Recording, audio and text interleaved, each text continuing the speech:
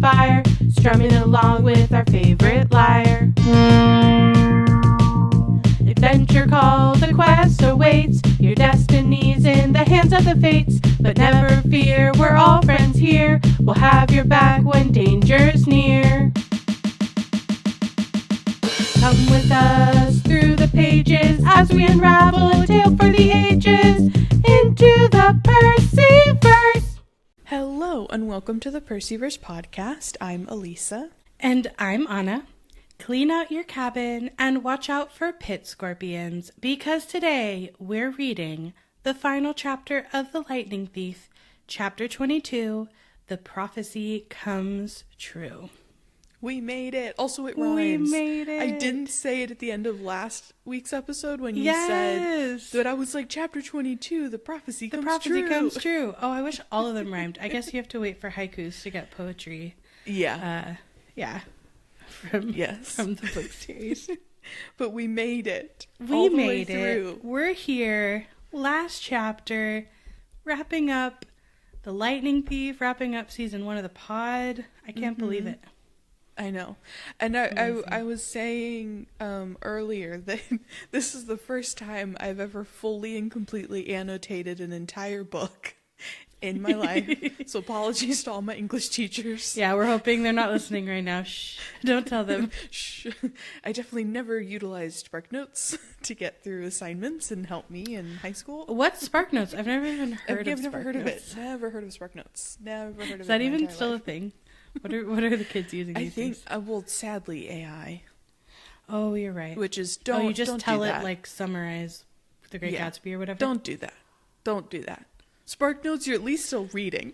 I will You're say, at least still engaging as with the evidence work to in not some way. always trust AI, specific to this podcast, we tried a very simple search of how many chapters were in the Sea of Monsters, and AI, just like the regular incorrect. search, told us like 50 chapters. Yes. For the record, not true. No, false. Completely false. It's like half of that. We're Less just than trying to half. plan out our next season. So, anyway, that's a point in the column of, like, not always trustworthy. Yes. No. Don't use AI, kids. Don't use do it. Yeah. unless you're told to. Because, I understand, like, some people are being taught how, but I just think, books are here to be read. Books are here to be read. And that's what this podcast is all about. Yes. Reading these books. So, today, we are diving right in to Chapter 22, The Prophecy Comes True, our new favorite rhyme. And we are back at Camp Half-Blood. Finally, after a very long and tiring journey, and we need a shower from what we heard in the last chapter.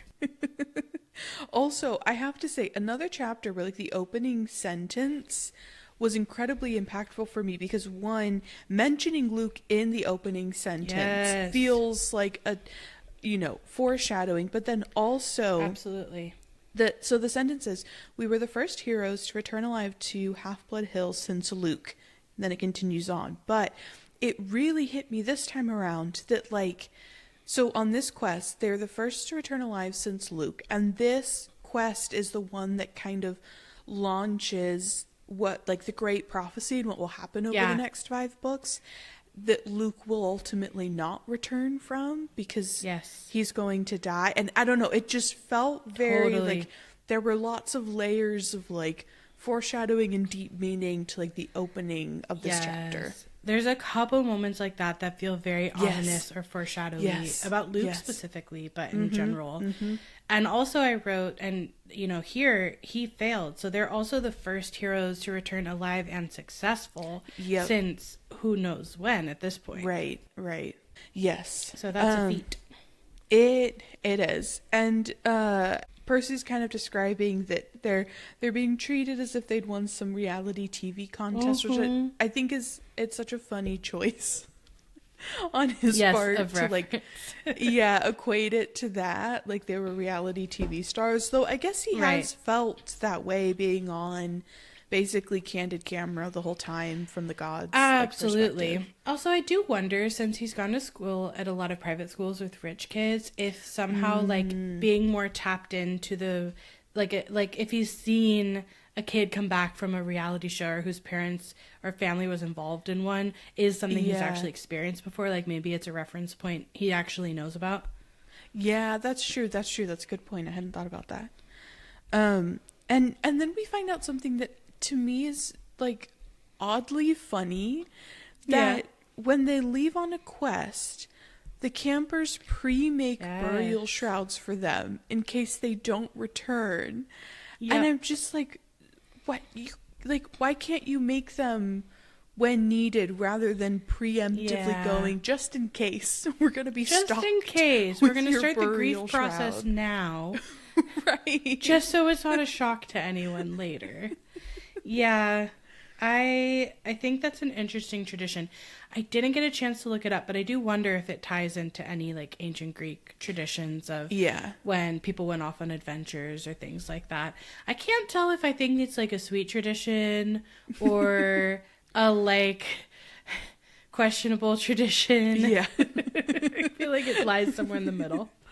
The part of it that felt fun, especially to have this tradition for heroes to do, is the fact that the heroes get to burn their shrouds. So it feels like them getting to kind of be like, haha, I survived. Like, yeah, I totally agree. I think that part is great. But the fact that they're made in case of their death does not feel fun. Agreed. Yeah, there's only really one fun outcome of them. And in this case, it's extra fun for Percy, and would have been extra sad for him because, unfortunately, he has no cabin mates yet in Poseidon's cabin. And so the Ares cabin very generously volunteers to make his shroud, which is consists of an old bedsheet painted smiley faces with X'd out eyes on the border, and the word loser painted really big in the middle. And Percy says, it was fun to burn. Which I'm like, yep, that tracks. And like, it is kind of a funny way. It's kind of like how Clarice is not very good at insults. It's kind of a funny way to insult someone, to still like, you still took the time to make the burial shroud. Right. You know what I mean? Also, I finally watched, I'm announcing this to you live on the pod. Oh. I finally watched Nobody Wants This season 2 you did? yesterday. Okay. Yeah, yes. in one fell swoop. And it's reminding me of the two friends that call each other loser as a greeting. Now that I've... And I'm like, it can be endearing too, actually.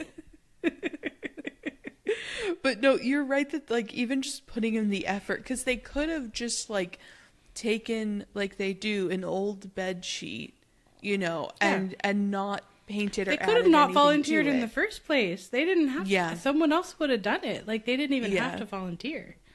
Yeah, so it's that like love and hate are two sides of the same coin, and that like you can't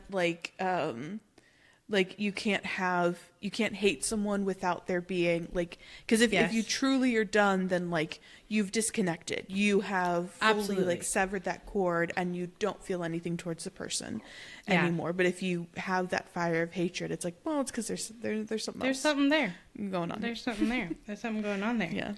Yeah. So I think that's funny. And then I was like, what did Grover get? I know he's going to be reincarnated as what's plant, the satyr tradition? You know, but like, did the satyrs not have any kind of preparation? I guess not. Or, you know, do they make a nice little flower bed, like prepare the soil? They just like paint a little pot. They're like, we'll plant you in this. I mean, I don't know that he gets to choose like where he shows up, you know? Yeah, right. Because I think it's just like where you die, right? Based on the I'm realizing Last I Olympian. don't actually... I think we see it in the Last Olympian, and I think it's Yeah. where you die. But I'm not 100% sure. So I just, basically, this is kind of like when Percy and Annabeth are holding hands in the boat across the Styx, and I'm just like, what about Grover? So here I'm just like, what about Grover? Yeah. Nobody held his hand. Nobody made him a burial shroud. Like, what about Grover? Oh, what about Grover? Well, what about Grover He got his searcher's license. Yes, That's he what did. about Grover. Yes, he did. We love this for Grover. Very exciting. Yes. He gets it from the Council of Elders, which is a fabulous full circle moment after all of their disbelief in him. And they called his performance on the quest brave to the point of indigestion, horns and whiskers above anything we have seen in the past, which I think is hilarious, and I love it. Yeah.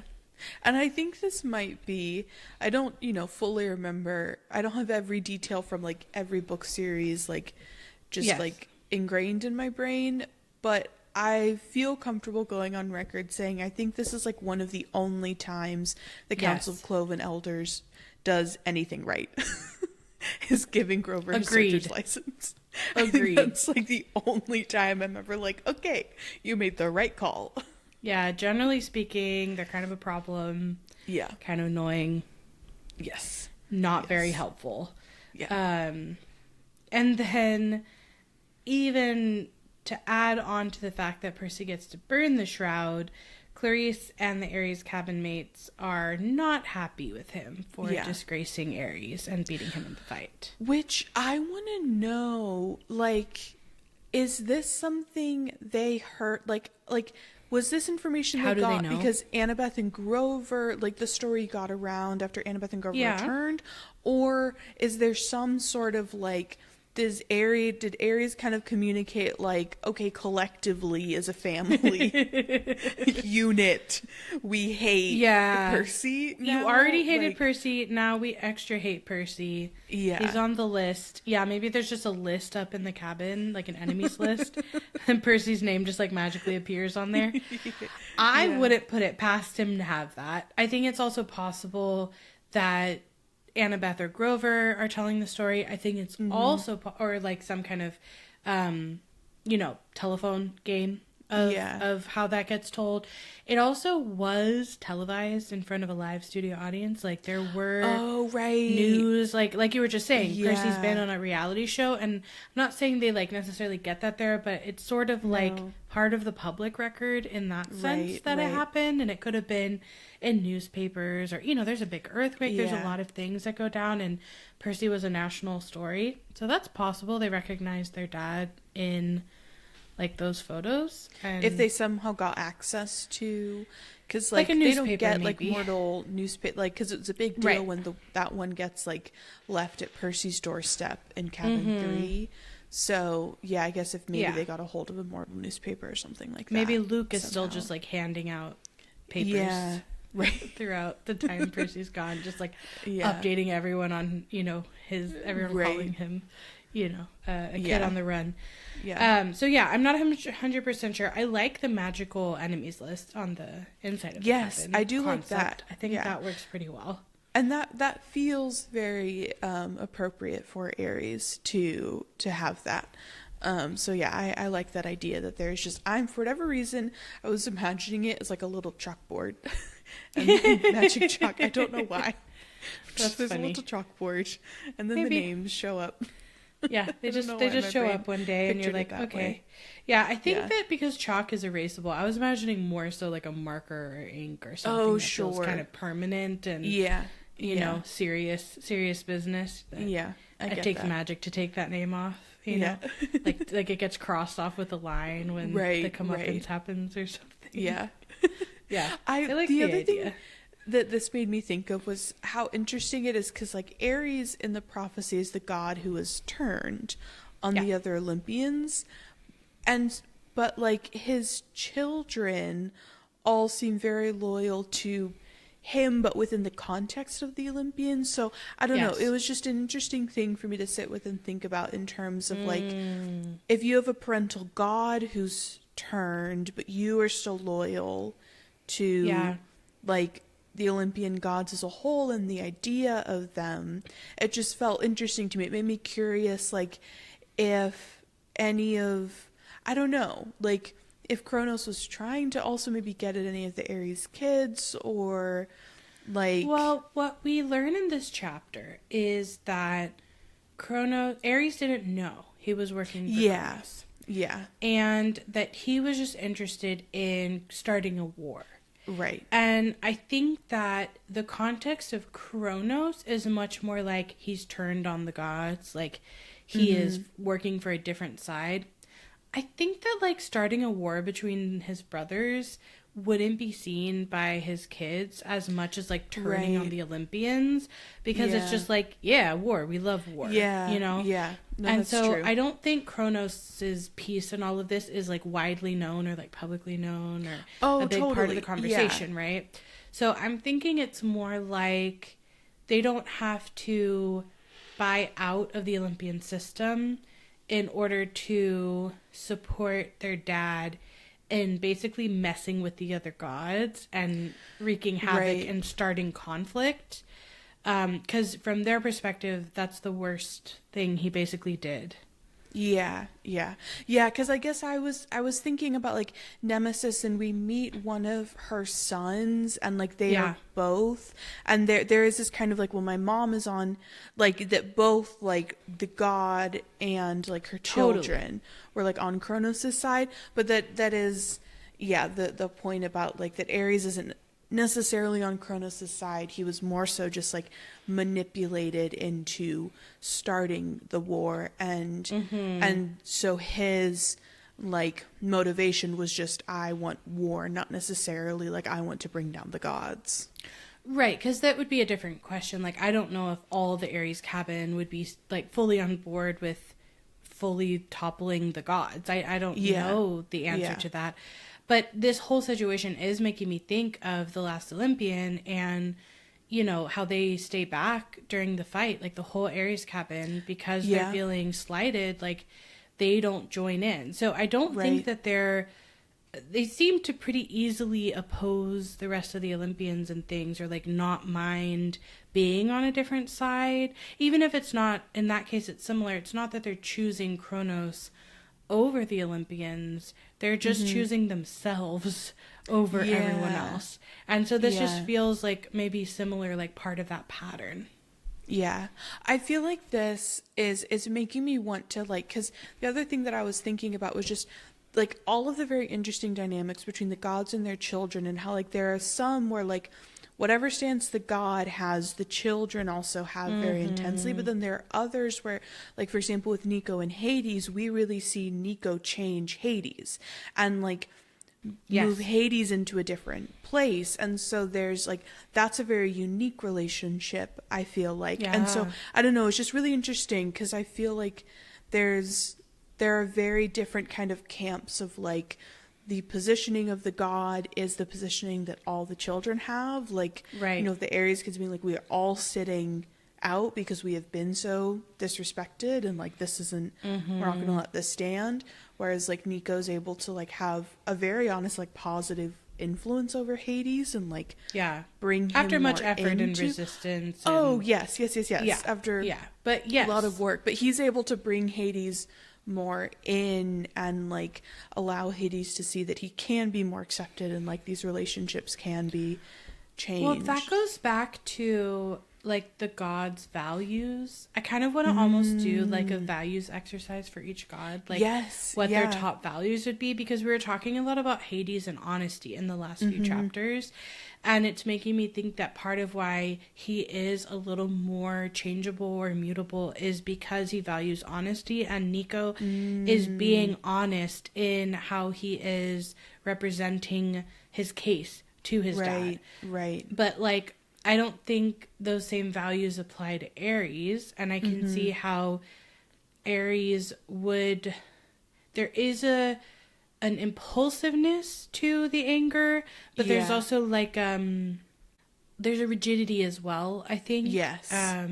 And so I think that Ares lives by different values than Hades, and like each of the gods has their own value set, and that if we think about that with their kids and like how those values translate to their kids, that might be part of how to analyze who's influencing who, and like how you might change a god's mind or not. You know what I mean? Yeah, and even they're being different, like, because when you said the piece about rigidity, like, it also made me think a lot about Athena, and I feel like in her own way, I was thinking that too. She can be very rigid, and so is Annabeth.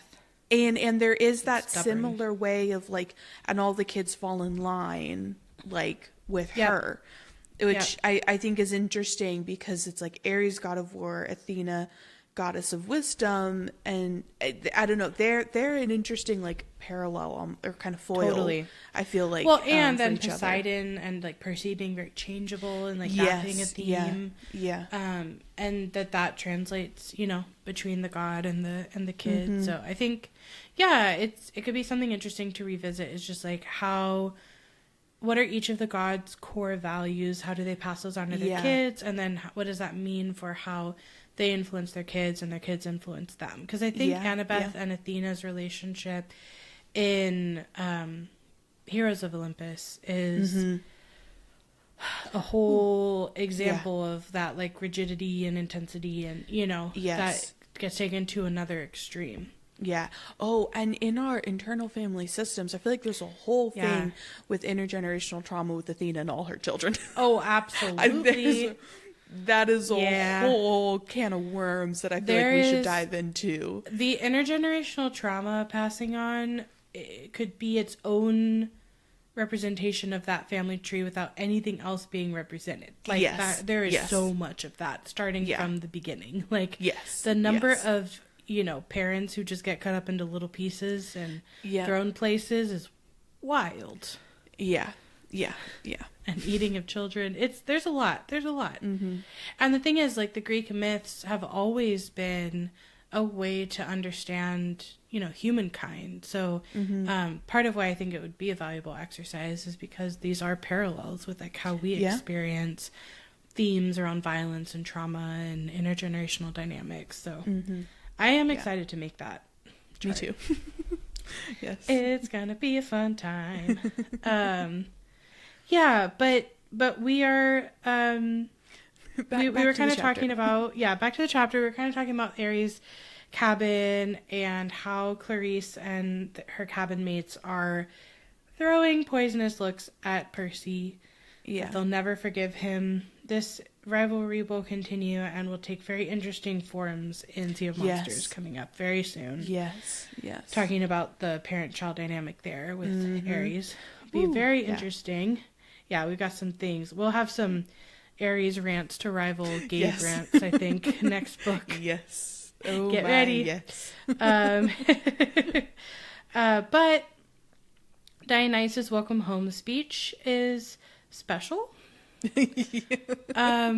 He's not so enthusiastic that Percy survives and moves on pretty quickly to announce canoe races and not a great leader of camp still. That, not surprisingly, that has not changed, but Percy says even that won't dampen his spirits.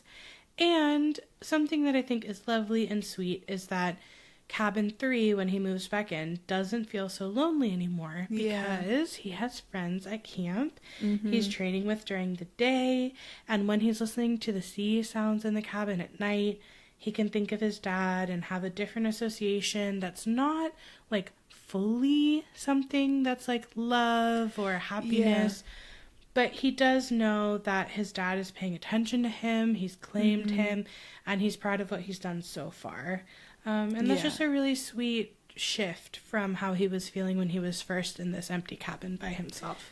Yes, and I think it really goes to show how comfortable he is at camp, that he's able to be technically alone in his cabin but not feel lonely, because I think he really has that sense of his place in this community, and that he is, you know, even with like this tension with basically the entire Ares cabin, I think he still feels largely accepted and like welcomed and like as much a part of this community as everyone else is. And it almost feels in a certain way like the Ares' cabin like dislike of Percy almost feels like it's signaling like we've accepted you enough that you are now an enemy. like you've become so integrated that you can now be, you know, public enemy number 1 for the Ares cabin. Well, and part of why he's feeling lonely, you know, when he's first in this cabin is because he is being ostracized by a lot of people. And so I think the fact that everyone has been like celebrating him and his accomplishments, and then he also I mean, he is nowhere near the friendship he has with Annabeth. Like, they are ride or die now. Yes. That was not how it was at the beginning. No. And so he's got these two best friends, you know, and they, you know, we can all attest to the fact that, like, even one or two best friends in your life, like, makes a really big difference, especially at a place like school or camp or, like, somewhere where you're in close quarters with a lot of people. Yeah. So the circumstances and the feeling toward him at camp have also really changed. Yes. Yeah, absolutely. And then we get the moment we have been waiting for since the beginning of the book. Sally Jackson. She writes a letter to Percy. Yes. He gets it a week after he got back from camp. And she says that Gabe had left mysteriously. He disappeared off the face of the planet, in fact, and she'd reported him missing to the police, but had a funny feeling that they would never find him. And on a completely unrelated subject, she'd sold her first life-size concrete sculpture entitled The Poker Player to an art collector through an art gallery in Soho. Yes. And she got so much money for it that she put a deposit down on a new apartment and made a payment on her first semester's tuition at NYU. Yes, NYU is so expensive. She got so much money for that sculpture. She got so much money. As she should. Yes. As she should. I mean, the years that she had to endure with Gabe. Yes. Like, I think this is why it feels like such the ultimate revenge fantasy, because it's not only that Gabe is forever gone, but also that she gets, like, monetary compensation. Yeah. Yes. Yeah, she gets, like, money for, like, she's compensated for the pain that she had to endure. Yes. And, like, as she should be. All of those horrific years that she had to live through, like, she now is able to, like, completely change her life.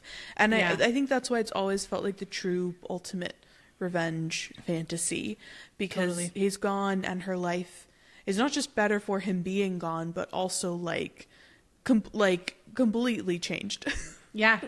Also, she has officially completed her Disney Princess arc that we started at the beginning of the book. And again, we're thinking 90s, 2000s Disney Princess, not 30s Disney Princess, just because she is taking on the, you know, dragon per se herself. Yep. But I just absolutely love, we're talking about this last time, but I love the interaction that she and Percy have, and that she knows and he knows that she needs to do this for herself. And that it sounds like she really takes it seriously too. Like, she gives it some thought. She's very intentional. He doesn't get this letter till a week later. And I guess one question that I have for you is, do we think that only Gabe is in this sculpture, or were Eddie and the rest of them there too? So I was going to bring this up as a, like, my poor, like, reading comprehension growing up reading this book. Because growing up reading this book, the way my brain always pictured this sculpture was everyone sitting around the poker table. I think because we've always, every time the poker table has been described, every time there's an interaction in that, like, living room space, all of the other guys are always present. But this time around, reading it so slowly, I was like, oh, it's called The Poker Player. Yeah. Like, singular. And I don't think Sally would have done that to any of the other guys. Like, I don't think so either. I think that I always imagined it as all of them too. I think ethically, and she doesn't say that she, like, reported anyone else missing to the police. Yes. Yeah. So I think probably ethically it's just Gabe. Question being, like, how is he playing poker by himself? Maybe he was playing solitaire and she just called it The Poker Player. Like, I don't know exactly what the deal was there. Yes. Yeah. I still like imagining it's all of them, because also we've talked about, like, the enabling they all suck. Terribleness. They're all awful terrible. Yeah, exactly. So I feel like I don't mind imagining that it's all of them, but knowing our Princess Sally Jackson, I'm thinking that she just did the one. Like, it probably You know? was, like, right after. Because the last scene we get with Sally is Percy's leaving the apartment, and Sally has this, like, gleam in her eye. But the poker table is full of all of them. And it feels like in that moment, she's kind of like, okay, I'm getting myself out of this. I'm doing it. Which I think is also why my brain then went to, leave. She just pulled out Medusa's head right then and there. But it's probably like when the other guys have left and Gabe is still sitting at the table that she then... Maybe holding his cards. Or... Yeah. Yeah, because I'm imagining if he was holding cards, the cards would be part of the sculpture, the way that like his clothes would be or something, right? Yeah. And I also always imagined it even like with I imagined the full scene, the table and all of the men sitting around it was how my brain always pictured the sculpture looking like. I'm not sure.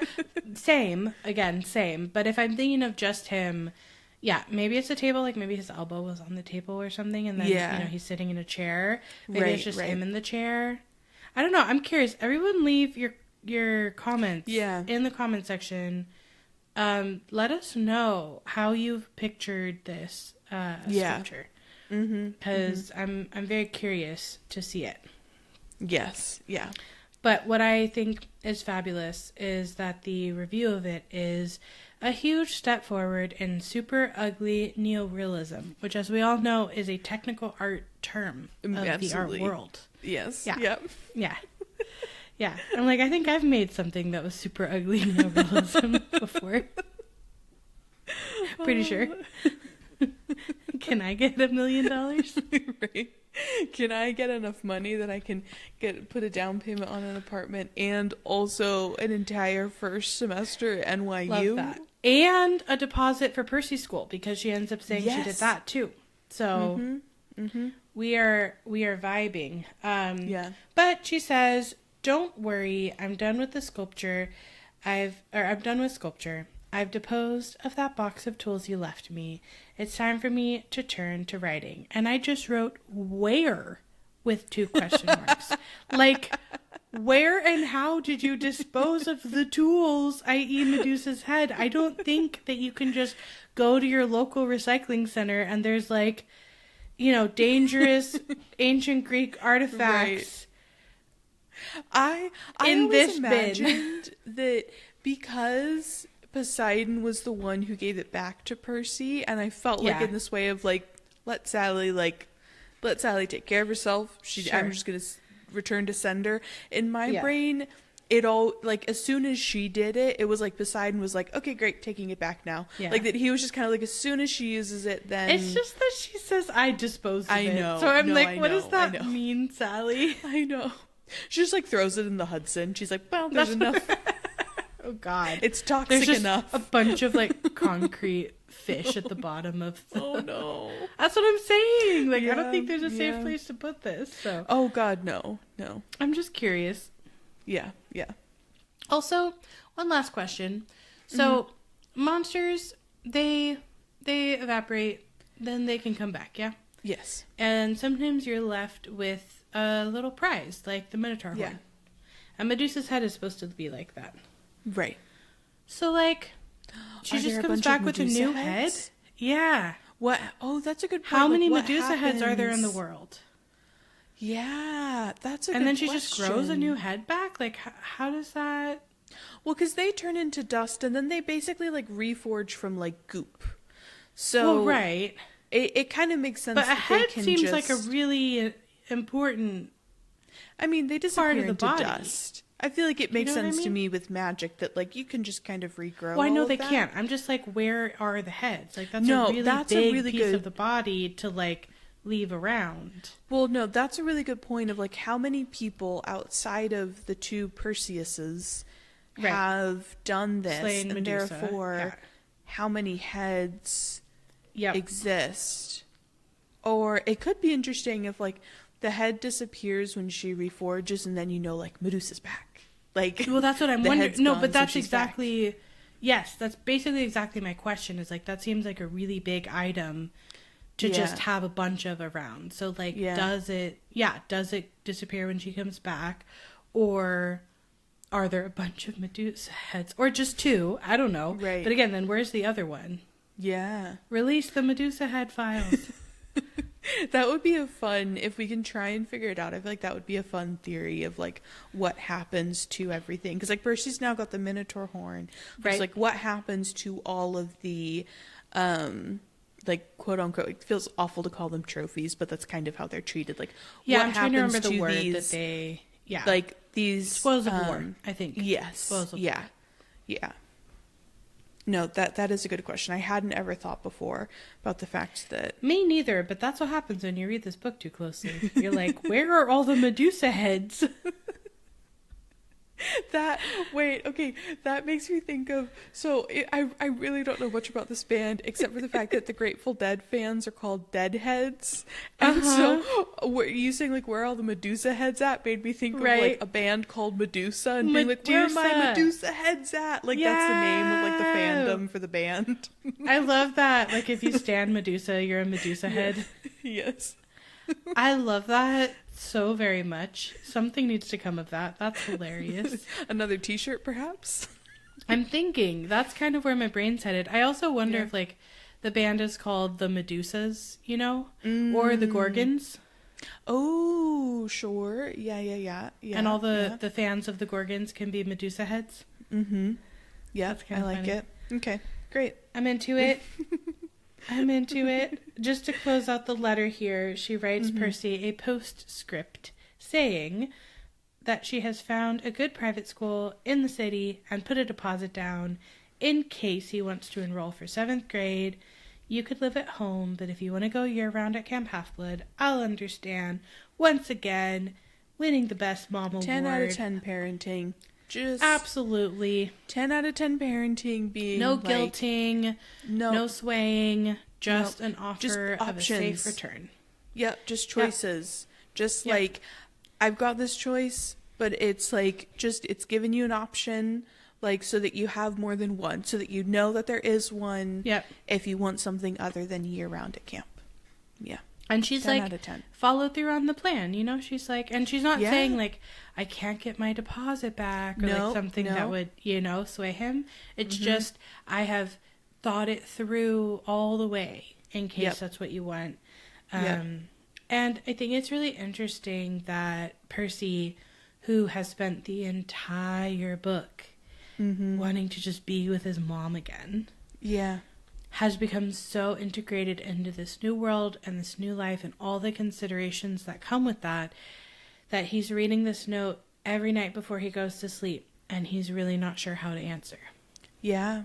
To me, that felt like, reading it through this time, that really felt like we were getting a glimpse at how, even though Percy wasn't spending 365 days out of the year with him, it felt like it was a glimpse into how much it impacted Percy to be around Gabe, that there was like, because for me at this point, it feels like Percy knows that he is so safe at camp, and he is so like well taken care of at camp, and this is a place where like he feels a true sense of belonging and like security. So it feels like his struggle is like, do I stay at this place where I feel this full sense of safety, or do I return to this kind of unknown? You know, I don't know. It feels like he needed his mom to be safe, but now that distance is actually like helpful so that he can, you know, like that's how it kind of read to me. I see what you're saying. I think I'm reading it more as like he's choosing between two safe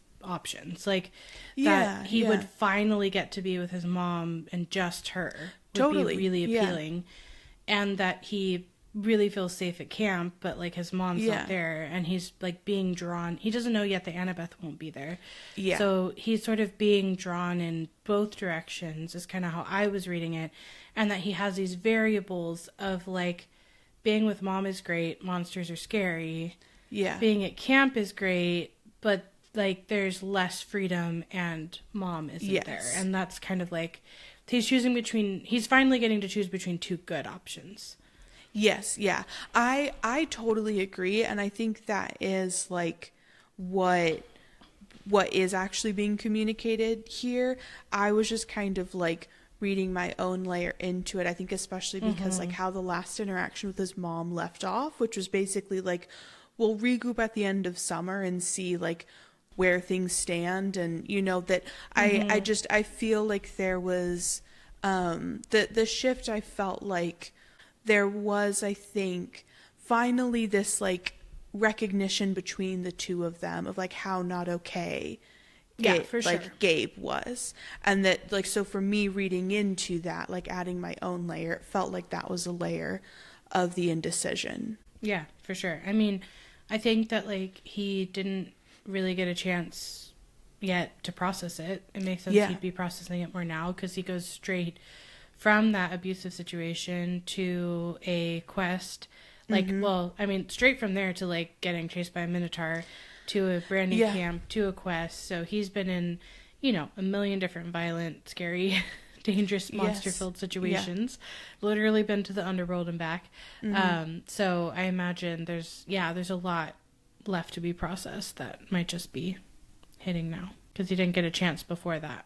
And I think it the feeling that I've kind of always gotten was that, like, camp felt kind of like, especially after, you know, when he's actually settled in, even though there's, like, the lava wall, like, it felt like camp was the place where, like, Percy got to be a kid, even though there are these quests and there's these, like, rituals that, like, that camp was the place where Percy actually got to be a kid. And so that's also part of that tug of, like, this place where I can be this 12-year-old kid, you know, who gets to, like, do the crazy thing, like, go on the lava wall and have fun and, you know, play. Exactly. Yeah. Even though there is this layer of, like, you're training to fight monsters, I think it comes across like it always feels very playful and fun primarily.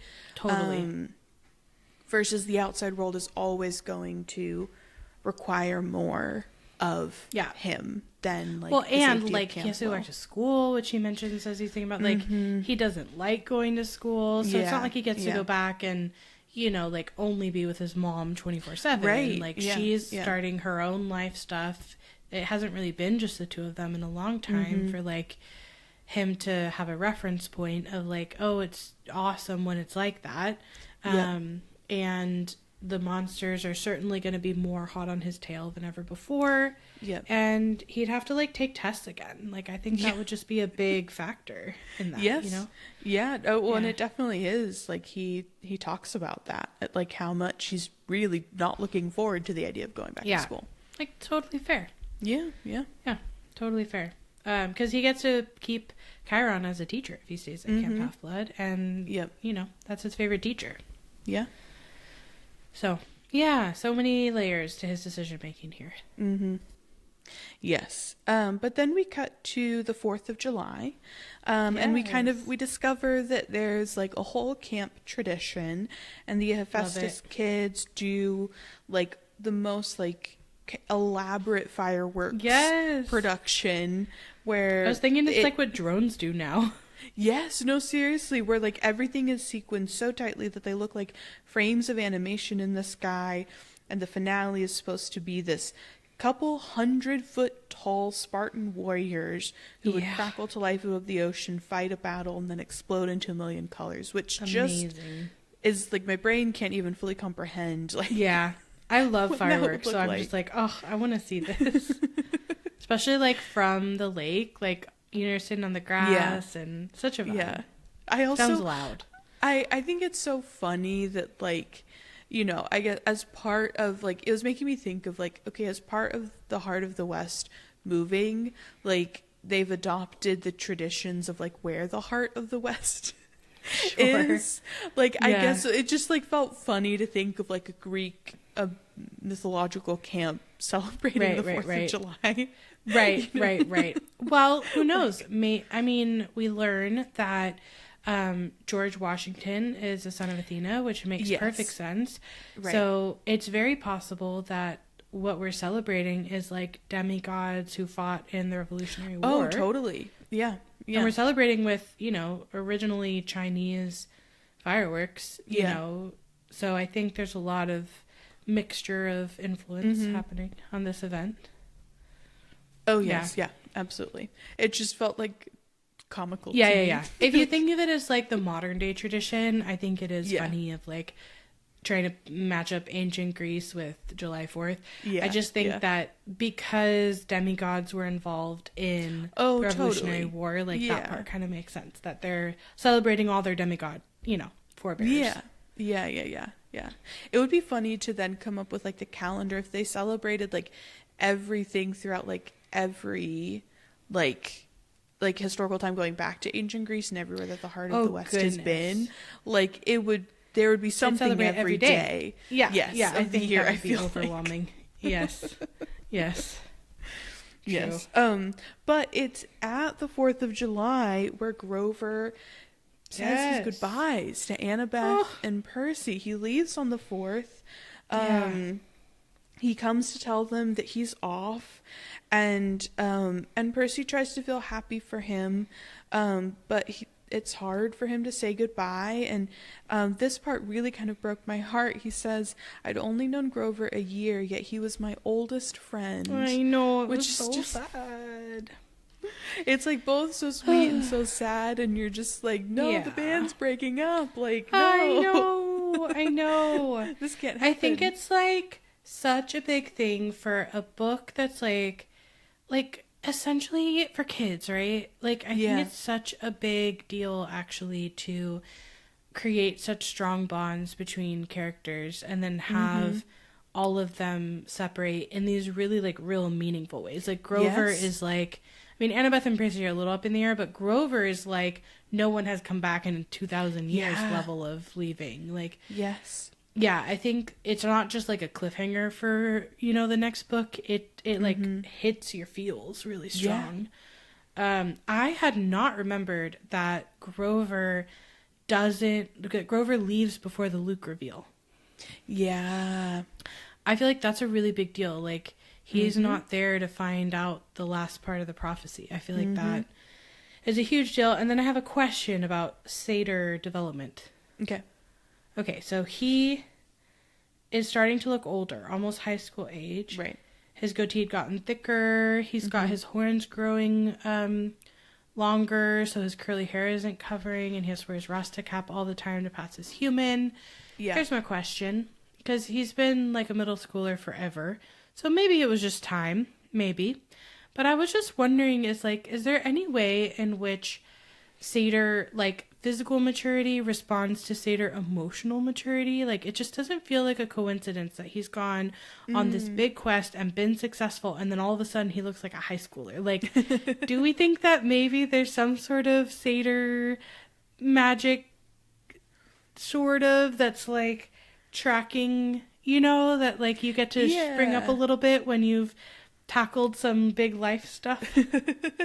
I can totally see that. I also think that the timeline does make sense, because we learn that satyrs stay, like, middle school aged humans for, like, 6 years, and the Talia thing happened 5 years ago. Totally. So, the timeline for this, like, his, like, little growth kinda spurt... tracks. I think tracks and makes sense, but I also do think just that, like, really quick, when I also think that, like, when you have gone through something that has matured you and changed you, I think oftentimes, even as humans, we can reflect that, like, physically and visually, and also sometimes I think people maybe see you differently, even, like, those smaller physical changes look a lot more, like, drastic, because it's combining with both, like, I am sensing, like, your maturity and how you've changed, and now I'm kind of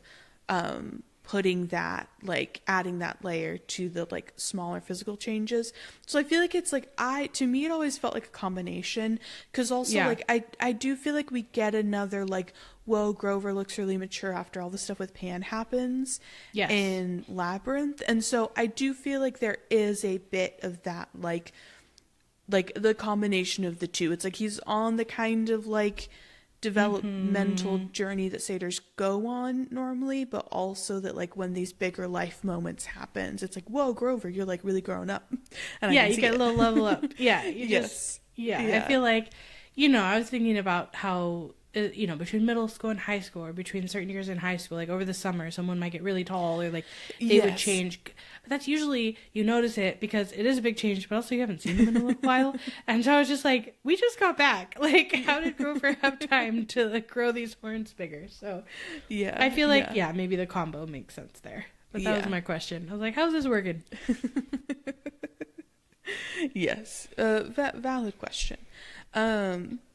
But yeah, then as they're saying goodbye, Annabeth has this like really sweet moment where she's very like, she's kind of saying like, okay, do you have enough tin cans? Do you have your reed pipes? Like she's like double checking that like he has everything that he'll need, which is so sweet. So sweet. And Percy kind of like takes Grover in again, saying that he's got his walking stick and a backpack, and that he just looks like any hitchhiker you might run into. Nothing like the little boy he used to defend from bullies at Yancey Academy. And Grover gives Annabeth a hug. This description of he clapped me on the shoulder. I was like, I know. We don't have to do the weird "we're men, we can't hug" thing. I was like, you two were y'all close. Would definitely hug. You've hugged before. Yes. But I think it was this very like, this is a serious, Yeah, like, I'm leaving on a big journey. Yeah, because it is very serious. Now I'm picturing Grover running, I'm going on an adventure, as he like leaves through the woods. Oh man, he's Frodo. He's a little hobbit. Basically. But he then he leaves also kind of funnily enough, I guess at night. And goes back through the dunes, and that's like this is our Grover goodbye. He departs at this point in the chapter, and this is the last we'll see of him until Sea of Monsters. And we get the fireworks that happen overhead. So it's Hercules and the Nemean lion, Artemis chasing the boar, George Washington, who was a son of Athena, crossing the Delaware, which the Nemean lion and the boar feel like also fun Easter eggs for... Totally. Well, I was thinking like that brings our count for the series up to 3 Nemean lion references, including actually meeting the Nemean lion. Oh, yeah. Which is kind of a lot. Yeah, and there might even be more. There might even be more, yeah. I don't remember if there are more in Sea of Monsters before we get to Titan's Curse, but so there's we're very, I don't know, I guess he just really liked the Nemean lion or something. Yeah. Well, hey, it's fun. It's like it's an important story. Yeah. Yeah. I like how in the Disney Hercules they have it be like Scar, like a Easter egg for the Lion King. Yes. When he wears the Yes. Oh, and the last thing before Grover, actually truly departs is Percy telling him, wherever you're going, I hope they make good enchiladas. And I just wrote, they don't. Yeah, they really don't. I'm sorry. They really don't. They really don't. Grover's actually on the menu where he's going. Yeah, it's kind of a problem. Grover is the enchilada, not the other way around. He is. I was thinking, it's really a bummer because he goes through the woods that he doesn't, maybe get sidetracked and hang out a little bit longer because he could have been really helpful later. Imagine if during the Luke and Percy scene, all of a sudden Grover shows up and just, just wakes up from a nap. Plays the reed pipes and, exactly. He's like, I just got sleepy. I shouldn't have left at night. I don't know what I was thinking. I just needed a nap. But we leave off with both Percy and Annabeth, I think, kind of trying to reassure themselves and each other that Grover will be the first, because Annabeth says we'll see him again, and Percy says, I tried to believe it. The fact that no searcher had ever come back in 2,000 years. While I decided not to think about that, Grover would be the first he had to be. So I feel like they're both... He will be. And in this moment, I feel like they're both kind of doing the thing. It's kind of an interesting parallel to, their burial shrouds being made in advance of the quest. It's like Grover's now going on his own quest, and they're both trying to mentally not make his burial shroud. They're trying to be like, nope, we will not need that. I like that. Grover will be coming back. I was thinking, it was also when Annabeth and Grover are trying to tell Percy when they're going to the underworld, it's all gonna be fine. We're gonna be fine. It's gonna be fine. You can do your quest. So I feel like whenever one of them has a big thing to do, the other two are like, it's gonna be okay. I'm not scared at all. Oh, but man. yeah, I like the idea that they're not making his burial shroud. No, they are not. And then we get, it felt, I kind of giggled to myself because it felt very Twilight to go July past. Totally. Like, we didn't just get a page that said July. July. I think that's one of the shortest time jump sentences, just the two words there, July past, that I've ever read. Yep. And we get even more of a sense of really how much Percy's feeling at home, because he's saying that he spent his days devising new strategies for capture the flag, making alliances with the other cabins to keep the banner out of Ares' hand, that he got to the top of the climbing wall for the first time without getting scorched by lava. Like, where he's really just like fully part of camp now. Like, I guess 100%. This would have been a long nap. Grover would have had to have napped all the way through July to be there when Luke and Percy. It would have had to been his the last Olympian level nap where he's just like asleep in was it Central Park, I think, the whole time. That's true. But I do like that we get this detail of like Percy at camp, and I think it's really interesting that like the quest happens and there's still so much of camp left when he gets back. Like, I feel like traditionally you would like have a journey and then the journey's over and then the book is over, like the story's over. So it's kind of fun based on like how hard the transition initially is into camp for him to have time to actually like settle in to the place. Yeah, that it happens basically only like halfway through the summer, and so he still has the whole other half of the summer. All of July. All of July passed. And a little more. Yeah, but then here we get Percy's intuition has not turned off. And few times. And from time to time, he's walked past the big house, glanced up at the attic windows, thought about the oracle, and tried to convince himself that its prophecy had come to completion. And we get him kind of going through each line. So you shall go west and face the god who has turned. And he's like, check. Ares. You shall find what was stolen and see it safely returned. Check. Master Bolton of Darkness. You shall be betrayed by one who calls you a friend. And it says in the book, this line still bothered me. Ares had pretended to be my friend, then betrayed me. That must be what the oracle meant. And then the last line, and you shall fail to save what matters most in the end. I had failed to save my mom, but only because I'd let her save herself, and I knew that was the right thing. So why was I still uneasy? And it's because his intuition, I feel like it's like whatever memory he has left of that dream where he really actually got to hear Luke's voice, but then the Lotus Casino warped it all, like, is still in there being like, hey.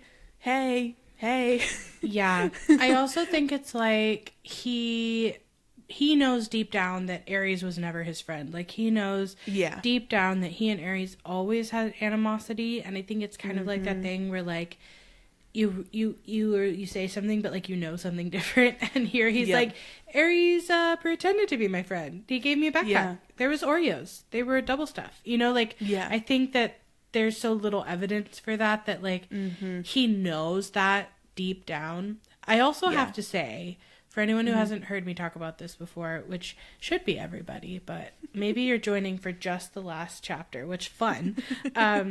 I have a dream of making a subscription box themed around Percy Jackson that is items from the attic.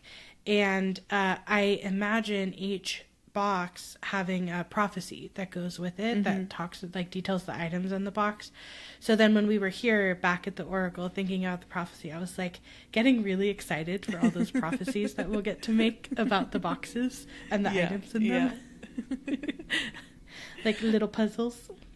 What I found really interesting was I was like, okay, so, you know, Grover left quite soon after they got back from camp, right? Like, Grover stayed, I don't know the exact He gets his license, but and then he stayed roughly a week, you know, and then left on the 4th. But it was just interesting to me that over the course of the entire July, Annabeth and Percy never kind of regrouped to be like, so what about those shoes? That was weird, huh?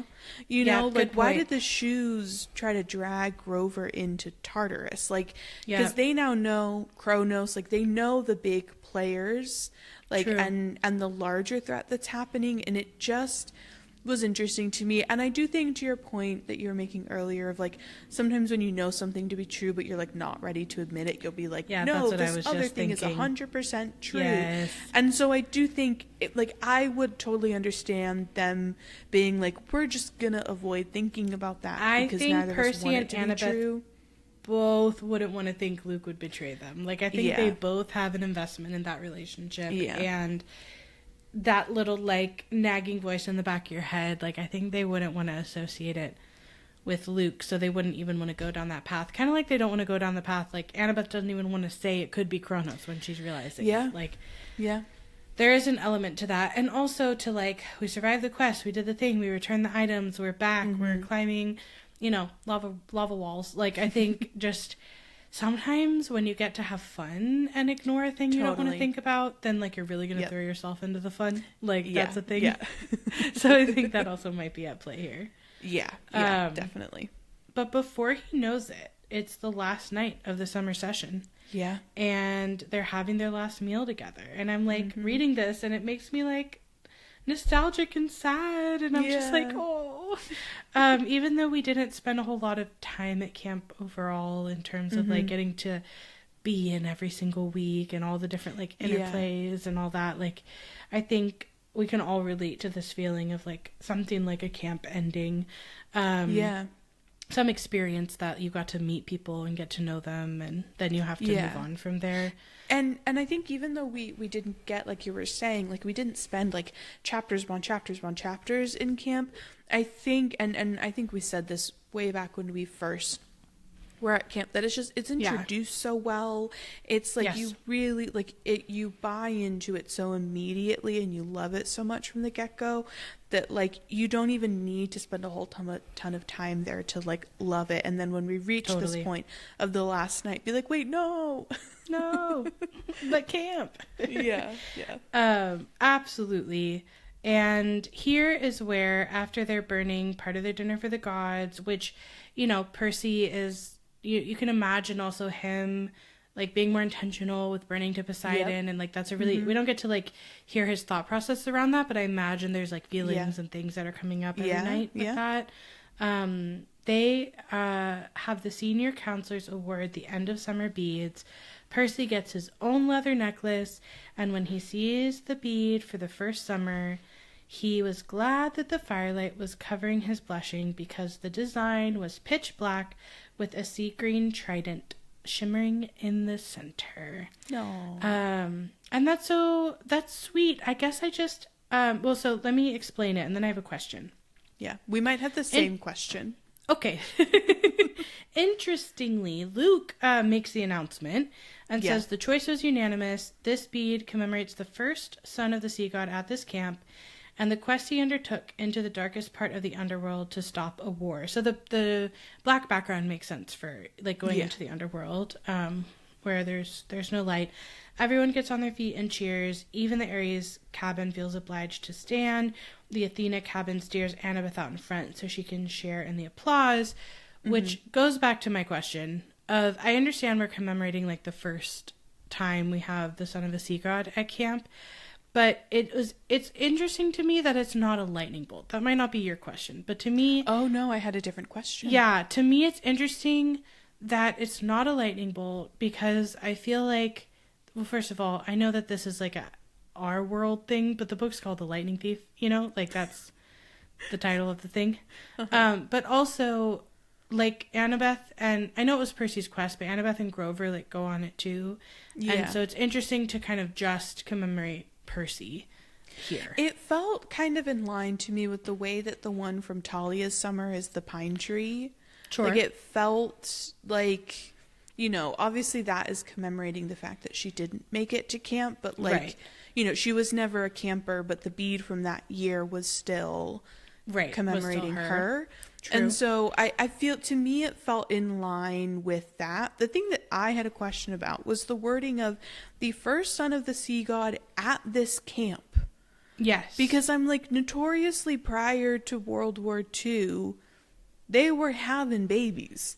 And so, like I may be taking Luke a little too literally here, but I'm like, Percy is not the first son of the sea god at camp. Like, we don't think so, especially for World War II, there were, unless they just never went to camp, like unless Poseidon had all of his kids train underwater, like you would think that there, because the point is that, like, if Athena was saying she couldn't take an Annabeth, That's like true. there has to be different That's true. distance. That's they can't raise their own kids. So it was like, it might just be where I'm being a little too nitpicky about the wording, and you know, he kind of meant more of like first son in like a really long time. But I was just like, well, he's not the first, and not even at this camp, because the camp, like the heart of the West, has been in the United States for long enough prior to World War II and the Pact that like there had to be children of Poseidon. Well, and even thinking back to like Civil War and the Romans versus the Greeks, like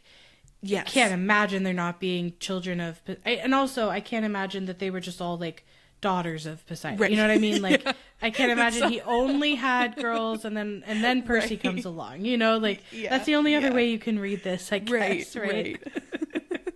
I mean, that'd be fun. I don't have a problem with that, but I don't think that's how we're meant to read it. I was wondering that too, if we're supposed to take that literally, because it doesn't quite align with all the other lore that we get told. And it might be just when you read something this closely, like it might be just a part of reading the first book that was written before the other books were written, which is a thing. I hope, like, when I have books out in the world, people aren't getting on my case too bad about stuff I didn't realize was going to happen later too. So. Yes, definitely. But yes, then in this moment of like everyone celebrating Percy and also Annabeth, Percy says, I'm not sure I'd ever felt as happy or sad as I did at that moment. I'd finally found a family, people who cared about me and thought I'd done something right. And in the morning, most of them would be leaving for the year. And that, like, and thought I'd done something right really, like, landed so hard with me. Like, because we've, like, you hear so much throughout the book of, like, Percy's incredibly negative experiences at school, how he was always labeled as like the kid who was causing trouble, who was doing the wrong things, like who wasn't trying hard enough, who was always doing everything wrong. And so this, like, finally finding a family, people who cared about him and thought he'd done something right, I was like, this is the moment where I wanted to be like, Percy, go to therapy. Percy, please, Half-Blood have an on-site, have a couple of therapists on-site. That's our official request to Camp Half-Blood, is to have on-site therapists be added to the crew. I think this, though... painful. Yeah. I think this, though, is another thing to what we were speaking about earlier of why the decision is hard about whether to go to live with his mom or not. Because it's not just that he doesn't want to take tests. Like, I think we were kind of being a little bit, like, flippant for humor's sake. It's not just like, oh, he'd have to take a test. I think that being in a place where, like, let's think of Camp Half-Blood in this case as, like, a school for neurodivergent kids that was set up specifically to, like, meet their needs and understand their strengths. And so, like, in that sense, if he gets educated at Camp Half-Blood, he's not constantly butting up against an educational system that is not made for him, that doesn't work for him, that, like, sees him as a problem, and that creates assignments and tasks and structures that, like, don't fit with how his brain works. So I think there is a real element of, like, I could be at a place that's tailor-made for me and how, like, who I am. Yes. Yeah. And not to, like, say the same thing for the millionth time, but that also feels like a really important piece of why it feels like he's able to genuinely be a kid at camp, is because it is designed for them. So he's not having to constantly, like you're saying, struggle and, like, butt up against systems and people and just, like, ways of being that are antithetical to, like, how his brain works and, like, what he needs in order to, like, learn and thrive in an environment. And so yeah, absolutely. So I think this is a really, like, bittersweet moment for Percy and for us reading about it, followed immediately by another lovely Dionysus experience, which is a form letter on the bedside table. I have a legal question here once we're done talking about what the form says. Dionysus must have filled it out, Percy says, because he stubbornly insisted on getting Percy's name wrong. So it says, Dear Peter Johnson. And it goes on to say that he has to inform the big house by noon if he's going to stay or not. Otherwise, they'll assume that he's vacated the cabin or died a horrible death. Cleaning harpies begin work at sundown and are authorized to eat any unregistered campers, which is wild. I have never understood that. Yeah. It has never quite felt like it made sense with the general vibe of camp. Maybe it's just a Dionysus thing, but... And all personal articles left behind will be incinerated in the lava pit. So they get real intense at the end here. It's so funny because it's like when you compare Camp Half-Blood to Camp Jupiter... Camp Half-Blood seems so lax, like they've got no rules, versus Camp Jupiter is very like everything's buttoned up. Yes. Everything has order and rules. But this is the one place where I'm like, I think this beats out Camp Jupiter for the most wild, like, rule. Yeah. In terms of, like, wild. They're chill about everything, except if you say that you're leaving and then you don't, you're gonna die. Yeah, right, exactly. What? Like, what? Wait, say that. Say what? I do think that there is also a yin yang. There's one other example that is sort of like they're always sort of the flip side of each other, which is the meal times, where Camp Half-Blood has more rigidity in the table you have to sit at, and Camp Jupiter is all these like open tables where you can like move around and all sit with each other. And so this is like maybe another example of where like your, you know, it is much more regimented in where, like, how you stay in Camp Jupiter, but they're not going to kill you at the end of the summer if you didn't turn in your paperwork. Yeah. Wild. Absolutely wild. And so before we get to, like, Percy's note about ADHD and deadlines, which is very accurate, and I felt personally attacked, I was wondering if, like, legally, because, you know, if someone brings a warrant and they misspell your name, it, like, doesn't count. Yeah. So, because his name isn't on this, like, does it count? Like, could he be like, you can't eat me because this is not how my name is spelled? Yeah. I think that's I think the Harpies would, you know, be like, well, we don't care. Yeah, I don't think they care very much. Also, I think because of Ella later, I just, like, have a hard time saying Harpies as bad guys. I'm just like, but Harpies are sweet and lovable. Kind of like hellhounds a little bit, you know? It's like, I just think of the exceptions that we get to meet. Right. You know? No, totally. Like, that's what a Harpy is.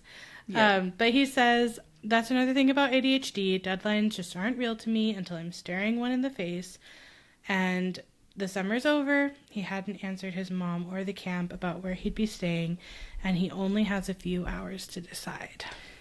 Yep. And he decides he's like when he's trying to figure all of this out, you know, he's feeling very torn between like getting 9 months of like one-on-one hero training versus sitting in a classroom, but then like his mom and being able to actually like live in New York City. Like he's never, like he even says like you could knock around the city, which is such funny wording, but like he's never actually been able to like be like like a child in New York City and like have free reign and experience living in the city with his mom without Gabe and actually, I mean, imagine like New York City would be a really, really fun place to be a kid and grow up and explore. There's so much to do. Yes, and he's remembering what Annabeth had said, that the real world is where the monsters are. That's where you learn whether you're any good or not. But then he's remembering Talia, daughter of Zeus, because we must always be formal.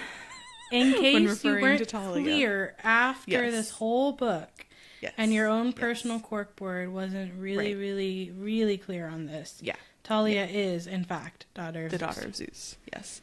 And so he's remembering her and thinking about like how many monsters would just be attacking him if he left camp. And so he's like, he's very, very torn. And he does like bring up school a lot, like the spelling tests and the 5-paragraph essays. Like, I think to your point about like, that like Camp Half-Blood being a learning environment that is like specifically for neurodivergent kids, like that they're like that is a real intense reality for him of like how hard it is for him to go through the school system as is in the mortal world.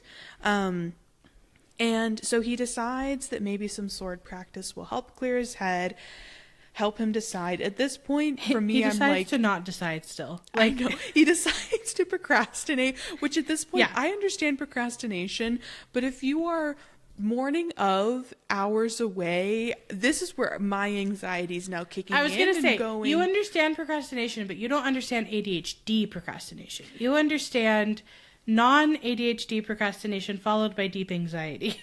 Like, because just this is where, for me, the idea of the harpies would be so overwhelming and anxiety-inducing that, like, even if I still, like, because I completely understand him being torn and not knowing how to decide, like, just the thought of, like, oh, I've got a couple of hours, so let me go get some sword practice. Yeah. And just, I'm starting to sweat thinking about this. I get it, though. I'm like, I would probably grab my ukulele and play some songs through if I was really stuck and not sure what to do next. Like, I get it. Yeah. So he's got several hours, like, on the flip side. That's more than one. Of them. Yeah. You know, that's several. That's and he time. hasn't packed yet because he hasn't decided. Yeah, there's certain things that you kind of like cope your way through ADHD about. And I feel like I had so many negative experiences with last minute packing that packing is something I've like decided to like and do ahead of time. Yeah. But otherwise I get it. Yeah. But if I hadn't decided whether to leave or not, I wouldn't be like that. I get. Yeah. Right. You know? Right. Yeah. But when he goes to the sword fighting arena, he finds that Luke is already there, working solo, wailing on battle dummies with a sword Percy has never seen before. Percy notes that it must have been a regular steel blade because he was slashing the dummies' heads right off. And also that Luke's expression was so intense, his life might have really been in danger, which I'm like, well, it kind of is. And it kind of will forever be going forward. The stakes are about to really heighten. Yes. And Percy's kind of like watching Luke silently for a little while and then just becoming like really impressed by Luke's skill and like really taking in how incredible of a fighter that he is. And it makes Percy wonder how Luke could have possibly failed at his quest, which I think this is really great, like setting up the kind of like the many Luke versus Percy battles will get that they're very much like pinned against each other's, like who is the greater sword fighter, but then also that nugget about how could he have possibly failed his quest we'll kind of find out, like, and you know, a little later on in this chapter. So there are lots of seeds being planted, but then Luke finally notices Percy, and we are introduced officially to Backbiter, Luke's sword, which Luke tells him, like, because, you know, Percy kind of, like, is just looking at it and Luke notices. And Luke explains that one side is celestial bronze, the other is tempered steel, works on mortals and immortals both, which makes Percy think about what Chiron had told him, which is that a hero should never harm mortals unless absolutely necessary. So we're already getting here that Luke is beyond turned. Like, he has gone to the dark side. We even get the foreshadowing that the blade is glinting wickedly in the light. So it's already being described in this way that's like menacing and, you know, evil in some capacity. Yep. And even the description of how it's like ripping apart these like straw dummies. Totally. Like, that like this whole setup has been like Luke is evil. Luke is evil. Yeah. Luke right. is evil. It's like when we were counting red flags earlier in Krusty's and in, you know, there's different places. Or all the times in the underworld where Percy was like, where's Cerberus? That's funny. I haven't seen Cerberus yet. But I'm hearing that's odd. something. I'm hearing a growl, but what Cerberus is that? That's kind of funny. Where's that growl coming from? Yeah, so this is like we could be counting off all the red flags here as well. Yes, yeah, and we get another huge one when Percy says, "I didn't know they could make weapons like that," and Luke agrees, saying they probably can't. It's one of a kind, and it's like, okay. Yeah. But Luke then says that he was actually going to come looking for Percy and asks if Percy would like to go to the woods with him one last time and look for something to fight. Which is like, don't go into the woods with someone holding a menacing sword, who's saying weird stuff, who has a weird vibe. When you just have a few hours left before you all need to leave, or you need to leave. Like, I guess Luke stays there. Yeah. And I think this is where I was saying too, like, Percy has this intuition. You were saying he still has it. And this is a big moment where I like wrote intuition, like underlined it. Yes. Because he says, I don't know why I hesitated. I should have felt relieved Luke was being so friendly and that he had seemed distant since Percy got back, and he was afraid Luke would resent him for all the attention. And I was like, he does, but not just for that. Like, he resents you for a whole lot more than getting attention. Well, and I like circled the word resent because this is like the theme with Percy and Luke in this book. Like, every time Percy has a worry about Luke, it's that he's worried that Luke is going to be resentful of him and the attention that he's getting, which I think that's so interesting, and that specifically that is their theme of Percy being like, oh no, I don't want him to resent me. I'm worried that he's going to resent me, like, which is for also XYZ. Red PSA, red flag, waving many red flags. Red flag. Like, if you are worried, unless you're worried everyone is resenting you all the time, in which case maybe that's your own personal stuff to process, and that's much compassion to you. Like, that's hard. If you are consistently worried that a particular person is going to resent you for normal successes or just things in life, that is a red flag about that person. Like, and definitely don't go into the woods alone with that person while they're holding a weapon. Like, seriously, it's just that's the PSA for this episode. Yeah. And Percy does kind of hesitate and go, you think it's a good idea? I mean, but Luke goes, oh, come on, and pulls out a 6-pack of Cokes and says, drinks are on me. And Percy's incredibly tempted because regular mortal sodas aren't at the camp store, and even though the magical dinner goblets fill with anything you want, it doesn't taste the same as real straight out of the can Coke. And so his willpower crumbles, and he goes, sure, why not? And they walk down to the woods. So when that same person then bribes you to do the thing that you're hesitant to do, that you shouldn't be doing with them while they're holding the weapon to tell you to go alone in the woods. Don't do it. Don't do it. Don't do it. You can get your own can of Cokes. Like, go to the other people in the Hermes cabin, ask them to steal it for you. Like once you're then being bribed on top of that. Yeah. And also just this, we talked a little bit about how, like, insidious Luke is in a way that, like, really comes clear when you read it this closely. Yeah.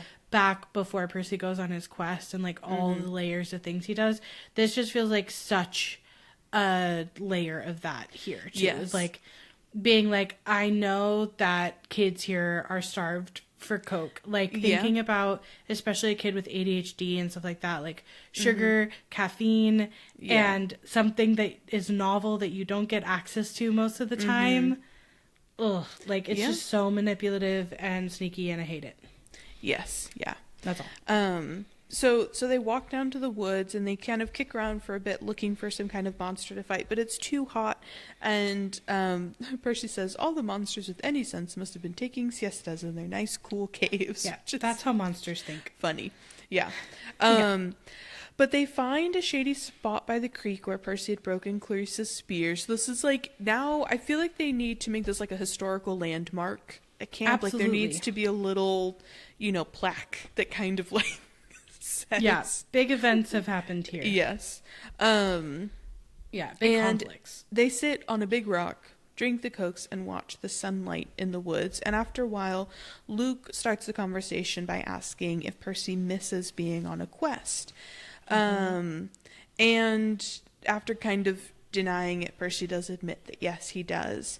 And when he does and asks Luke if he misses it as well, a shadow passes over his face, and there's this really interesting moment where like Percy goes from seeing as the shadow passes over Luke's face, he goes from seeing Luke as like the young kind of like handsome guy, this like charismatic guy, to looking weary and angry, that his blonde hair was gray in the sunlight, and Percy can even imagine him as an old man, which is really sad because Luke will never be an old man. I know. It's so sad. That is one of the things I was saying at the beginning, like that's sort of a foreshadowing / sad thing that like really hit. Like I think this is the worst one has hit me, especially because of how he goes out. Like, that one really hit me. The math of it means that like Luke is 19 right now. It means that Luke is 23. Like 4 years from now. Yeah. Like he doesn't make it past 23. It's really sad. Which is just so sad. Like I know. He's so unbelievably young. I know. I agree. It had never hit me quite that sad before. And so I feel bad bringing up a humorous thing in the moment where this really sad thing happens. But I don't feel bad enough not to do it. This reminded me a lot of when you pointed out that like Percy reluctantly says that Ares is attractive and handsome. Oh yeah. Because I kind of love that like he has to be like, girls have said that Luke is good. Like I've heard from the girls. This is not my subjective opinion. Like I've heard from other people that Luke is good looking, and I'm seeing right now that the shadow passing on his face makes him less good looking, but that's not my own evaluation. It's just that like I could tell that one of the girls that thinks he's good looking would think he's less good looking in this moment. So I just thought that was really funny when I was reading it. I was like, no, that's true. That is really funny. It's that like he looked weary, angry, and not at all handsome, and I was like, no, Percy, he looks not at all. You're right. Oh my gosh. No, it is so funny because it really does feel like such a like 12-year-old boy thing to like not be able to just be like, yeah, okay, that dude's hot, and I can be a straight 12-year-old boy and just say that like, yeah, obviously like that dude is hot, and that's an just attractive like what dude, it is. and now he's kind of a little creepy, and that makes him less attractive. Which I will say, props to Percy for thinking that someone becoming more dangerous and creepy makes them less attractive. I'm into that. Like, I agree. But I just thought it was really funny. It kind of reminded me of the Ares comment. No, that's true. That is really funny. But getting back to this conversation. Yes, the serious, yes. We're sad that Luke doesn't become an old man. I'm still sad about that. Yes. I can be both. No, it is, yeah. And it is, I can hold the complexity of Luke that, like, he is really good at manipulating other people, and he really, like, manipulates Annabeth for a long time, and also he is being manipulated and controlled by Kronos, and, you know, like, it's all very complicated. And that's one of the things that I really like appreciate about these books, is that like there is that three-dimensional complexity to these characters who could otherwise just be portrayed as very black and white, like you are evil, you are good. It's like everyone has real complexity to them, which I appreciate. Absolutely. And I think that like even beginning with this first book, you can not that you would make the same choice, like we all have a choice of how to react to situations. Yes. But you can understand Luke's thought process at least. And I think that always makes it more compelling when you have a villain or an enemy or something in a book to be able to be like, I understand why he's so upset, even if I don't agree with how he's acting upon that feeling. And like, the side he's chosen, and like you said, that you can see that he's being manipulated and that he's also being terrible to so many other people, mortal and not mortal, you know. Yeah. And then we get this like kind of like Luke is like in this reflective moment where he's thinking about like that he's lived at camp since he was 14, and that since Talia he's trained, that he never got to be this normal teenager out there in the real world. And then he got this one quest, and then when he came back it was like, okay, ride's over, have a nice life, like that was it for you. Yeah. And another sign of like, hey, red alert, is that he crumples a Coke can and throws it into the creek, which shocks Percy because one of the first things you learn at Camp Half-Blood is don't litter. You'll hear from the nymphs and naiads like they're going to come get you if you litter. And Luke like goes on to say like that he is not going to end up like one of those dusty trophies in the big house, and Percy kind of notes that it sounds like Luke is leaving, and Luke gives Percy a twisted smile and says, "Oh, I'm leaving, all right, Percy. I brought you down here to say goodbye." And he snaps his fingers. Woof. A small fire burned a hole in the ground at Percy's feet, and out crawled something glistening black about the size of Percy's hand, a scorpion, which is incredibly terrifying. Incredibly terrifying. I think I've only ever seen a scorpion once in my life, even though growing up in Texas, thankfully only once in my life. Yeah. They're so scary. They are so scary. I want to understand how Luke has this magic.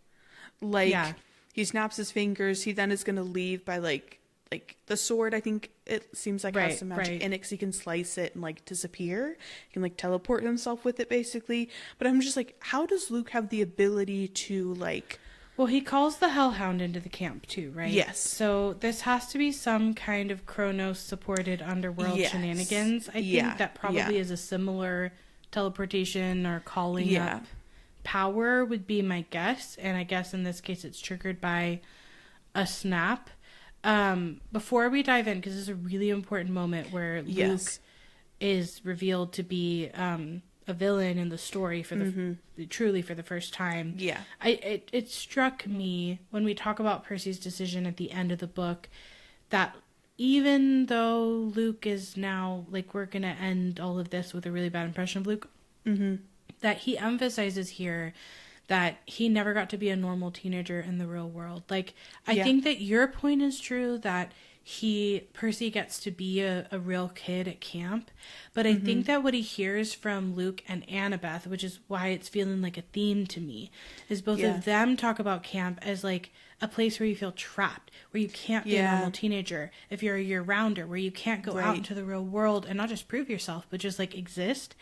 And so I do wonder if hearing this repeated, even though, again, it's like in the context of a dangerous, scary situation, but like if hearing this from both Luke and Annabeth now at this point does also have an effect on Percy of like, I can be myself here, but and he thinks later about the idea of like, I think being free and things like that, but like being yourself and being free are not always the same thing. Yeah. Well, and I also think that idea of like, they can't be a normal teenager at camp. I don't know, I was just reflecting as you were talking that it's this really interesting thing because both Annabeth and Luke come from home lives that are like to varying degrees not very stable, not very welcoming, great. Like not great for them in different ways. And so like neither of them actually have the ability, like neither of them actually got to experience a quote unquote normal like childhood prior to coming to camp. Absolutely. But then also still see camp as this incredibly restrictive place where like they also can't be normal at camp. And so I do think they experience, like the two of them being our primary characters who I think really feel that way and communicate that the most strongly. Yes. Whereas I don't feel like we get that as much from like the other demigod characters. I do think it's really interesting because being children of Athena and Hermes, like, they could, like, they're not a child of the big three, and so monster-wise, like, I think they would probably have a better chance of, like, surviving out. If they had the support. Yes. Like, that's what's lacking. But yeah, it's, I do think there's something, my brain is formulating an idea now of, like, I think when, like, you haven't experienced quote unquote normalcy, like, I think it becomes something that can be like a real focus of like a desire that you desperately want normalcy, because it wasn't something they got in the childhoods, and then it wasn't something that they got at camp. Like, there is no place for them to have that. And so it being this like really important thing of this like deep desire to experience it, I feel like there's an interesting, I kind of want to like reflect on that with Annabeth and Luke, and like I feel like there's an interesting character analysis for both of them with that. Well, and I was just thinking back to the idea that Percy's mom is giving him like a true choice, and I was at first my brain thought Percy has a home in both places and Annabeth and Luke feel like they have a home in neither. Then I realized that's not true. Like, they do feel at home in Camp Half-Blood, but I think that the distinction is that it's their only home. So like they don't feel like they have a choice to be like they're making a choice to be at Camp Half-Blood. Just like if Percy had decided to stay at camp, he would have been making a choice because it would be the best option for him. But he knows he had the option. And I think the feeling of trappedness is like not having that choice, and then like being in mortal peril, and not having the support to like navigate that outside of camp. So I also think, to what you're saying, part of that analysis is not that they had the same childhoods, but Luke and Annabeth's journeys as being parallel of like, or perpendicular of like two people that are going through some of that same struggle and make different choices. Like, they both feel trapped. Annabeth is much more bought into like the godly system, so that is her own kind of piece of it, and the Athena rigidity is there. Whereas I'm sure if we do Hermes, like there will be some of that same. You know, it's the trickster energy. But they're confronted with like the same fundamental problem, and they react to it very, very differently. So I think that's interesting too. In that regard, I feel like we've been like really towards the end of this book identifying very interesting foils, and I do think Luke and Annabeth are very interesting, like, foils for each other, and they're two people who wind up going down very different paths because of the choices that they make, and kind of how they like choose to respond to similar situations. Absolutely. Okay, so back to, I had to backtrack real quick because I know we're about to get really deep into like Luke is the villain, one of the villain's territories. So yes, we Percy now has a pit scorpion, which Luke very helpfully says that, you know, pit scorpions can jump up to 15 feet. Its stinger can pierce right through your clothes. You'll be dead in 60 seconds. And this is the moment where the line from the prophecy hits Percy, and he remembers you will be betrayed by one who calls you a friend. And Percy realizes that it's been Luke all along. Yes. And this is when we kind of get like Luke's villain monologue of like why I've done all the things that I've done. And he says that he saw a lot out there in the world, and he asked Percy if he felt the darkness gathering, the monsters growing stronger. Luke says, "Didn't you realize how useless it all is? All the heroics being pawns of the gods. They should have been overthrown thousands of years ago, but they've hung on thanks to us half-bloods." And Percy's kind of like, "But Luke, you're talking about our parents." And Luke laughs and says, "That's supposed to make me love them? Their precious Western civilization is a disease, Percy. It's killing the world. The only way to stop it is to burn it to the ground, start over with something more honest." Which... interesting, given that we've been talking about honesty. Yes. And which is not Luke. Luke has not been honest. And all of this, I think, is just so fascinating because it was making me think of how in the previous episode when we kind of had that whole Pan tangent and the fact that like the Western civilization, like all of this, like the other gods thrived and like Pan, you know, like there's a piece of this, which is why it's compelling, that is not totally false. Like we've just spent the whole book being in exclusively dirty bodies of water, for example. Yes. Though Luke did just litter. Like I think that the thing to watch out for with people is if their actions match their words. And I think a lot of the time when you have like the pawn level of villain like this, it's oftentimes someone who is saying something to convince themselves of it, rather than it being like a true conviction. It's more of an excuse to do what they want to do anyway because they're mad about something. Right. Because there are a lot of, like, as we go through, I made a lot of notes of, like, where there's, like, hypocrisies in what Luke is saying. Because even with this, of, like, the only way to stop it is to burn it to the ground, and him saying, like, Western civilization is killing the world, but then later on he's going to say that, like, when Kronos takes over, like, all humans will be in like back in the dark cave except for the few strong ones, and I'm just like, well, that's killing the world, like, you know, like that totally. Like, and so there's a lot of contradictions in what Luke is saying, and this is when Percy names that because Luke has a little moment of basically calling Ares a fool and saying that Ares never realized who he was serving. Yes, which is really good info for us to know. Like, I think that, back to when he was like, I don't have dreams. I feel like at that moment, like, we're not sure if he, as the reader, you don't know for sure if he knows about Kronos. So it's really interesting to have that confirmed, I think. Yes, absolutely. But that causes Percy to name just out loud Kronos, that's who you serve, and the air gets cold again, which happens every time that Kronos' name is actually spoken. And Luke warns Percy about being careful with names. I know, I was like, are we back in chapter like 5? Yeah, we're back to the beginning. There are a lot of full circles. The names. There are back to the beginning in this chapter. And so Percy just kind of straight up says, Kronos got you to steal the Master Bolt and the helm. He spoke to you in your dreams.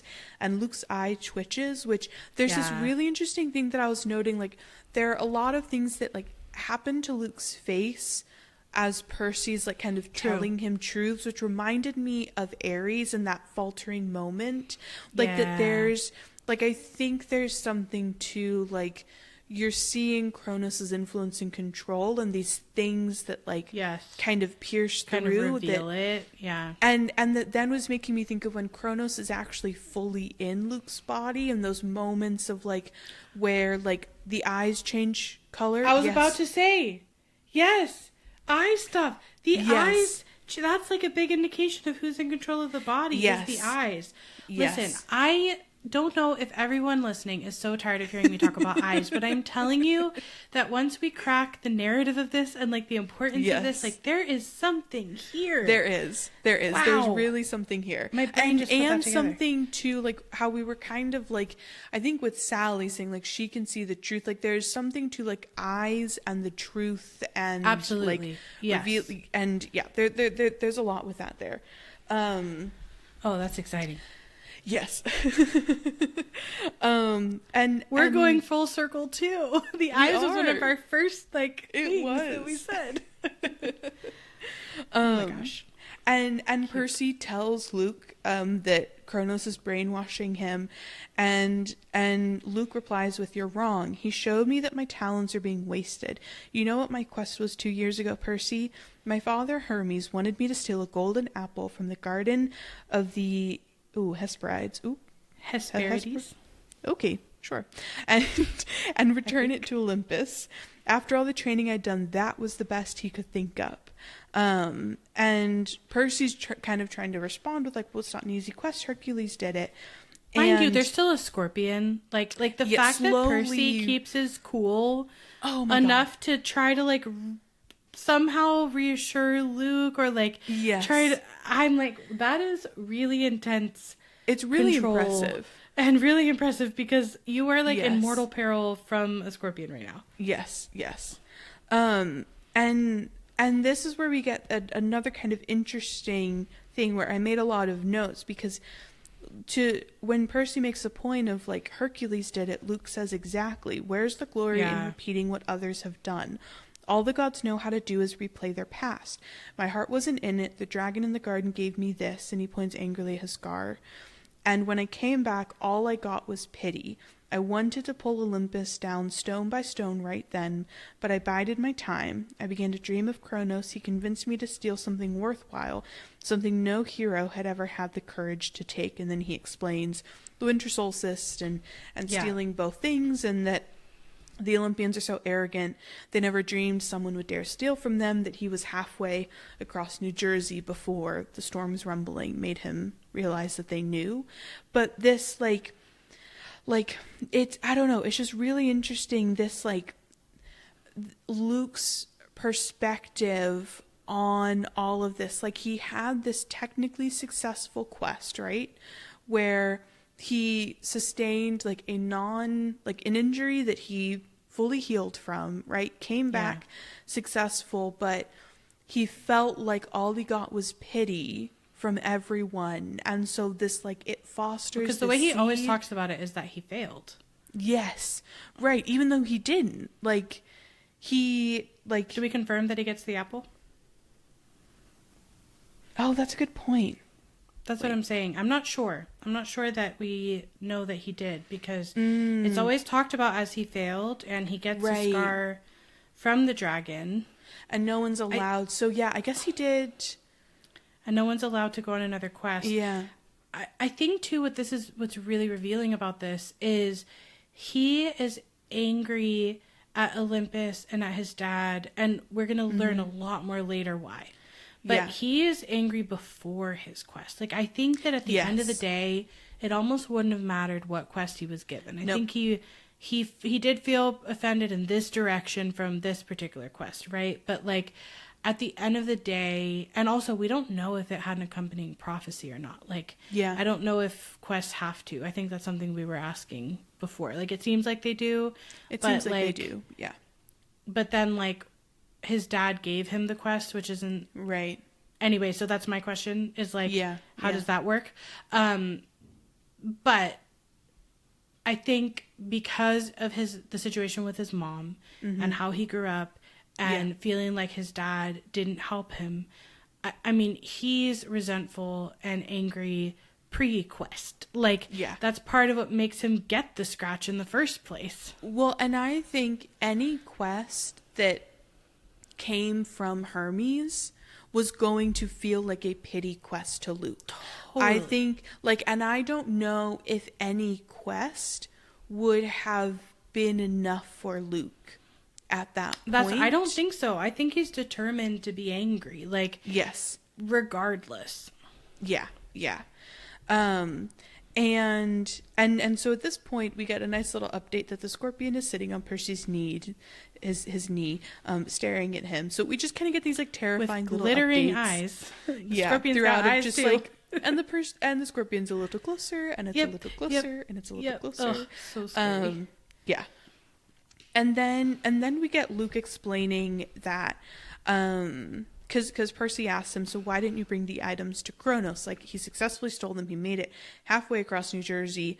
And this is, again, Luke's smile wavers, and he goes, I got overconfident. And this to me felt like another moment of, like, we're piercing through, like, totally, a little bit. Totally. And we get the explanation of, Artemis, Apollo, Hermes and Ares all sent out to find it, that Ares actually caught him, and Luke says, I could have beaten him, but I wasn't careful enough, which I think is, like, to me, it, like, that feels like Luke trying to be like, I know you did it first, but I could have. Absolutely. I could have beaten him. I just wasn't being careful enough. If I'd been more careful, like, it all would have worked out.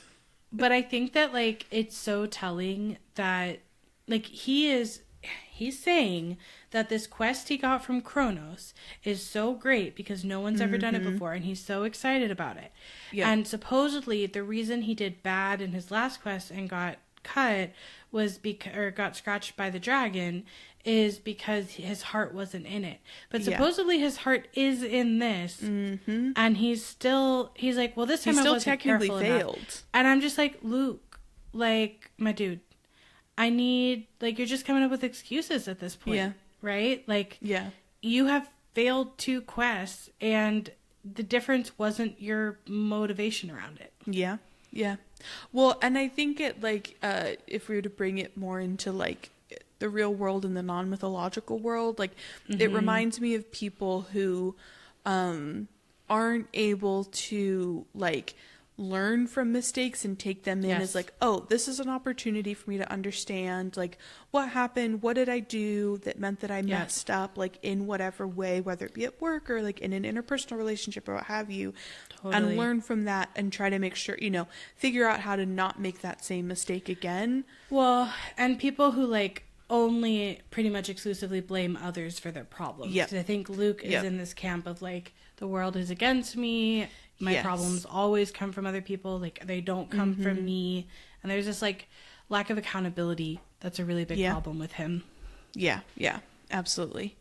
And we find out that when Ares caught him, it was Kronos' voice that came to Luke and told him what to say, and that Luke put the idea into Ares' head about a great war between the gods. So this is also how we're able to understand how Ares didn't know about Kronos, because Luke was kind of this, like, intermediary.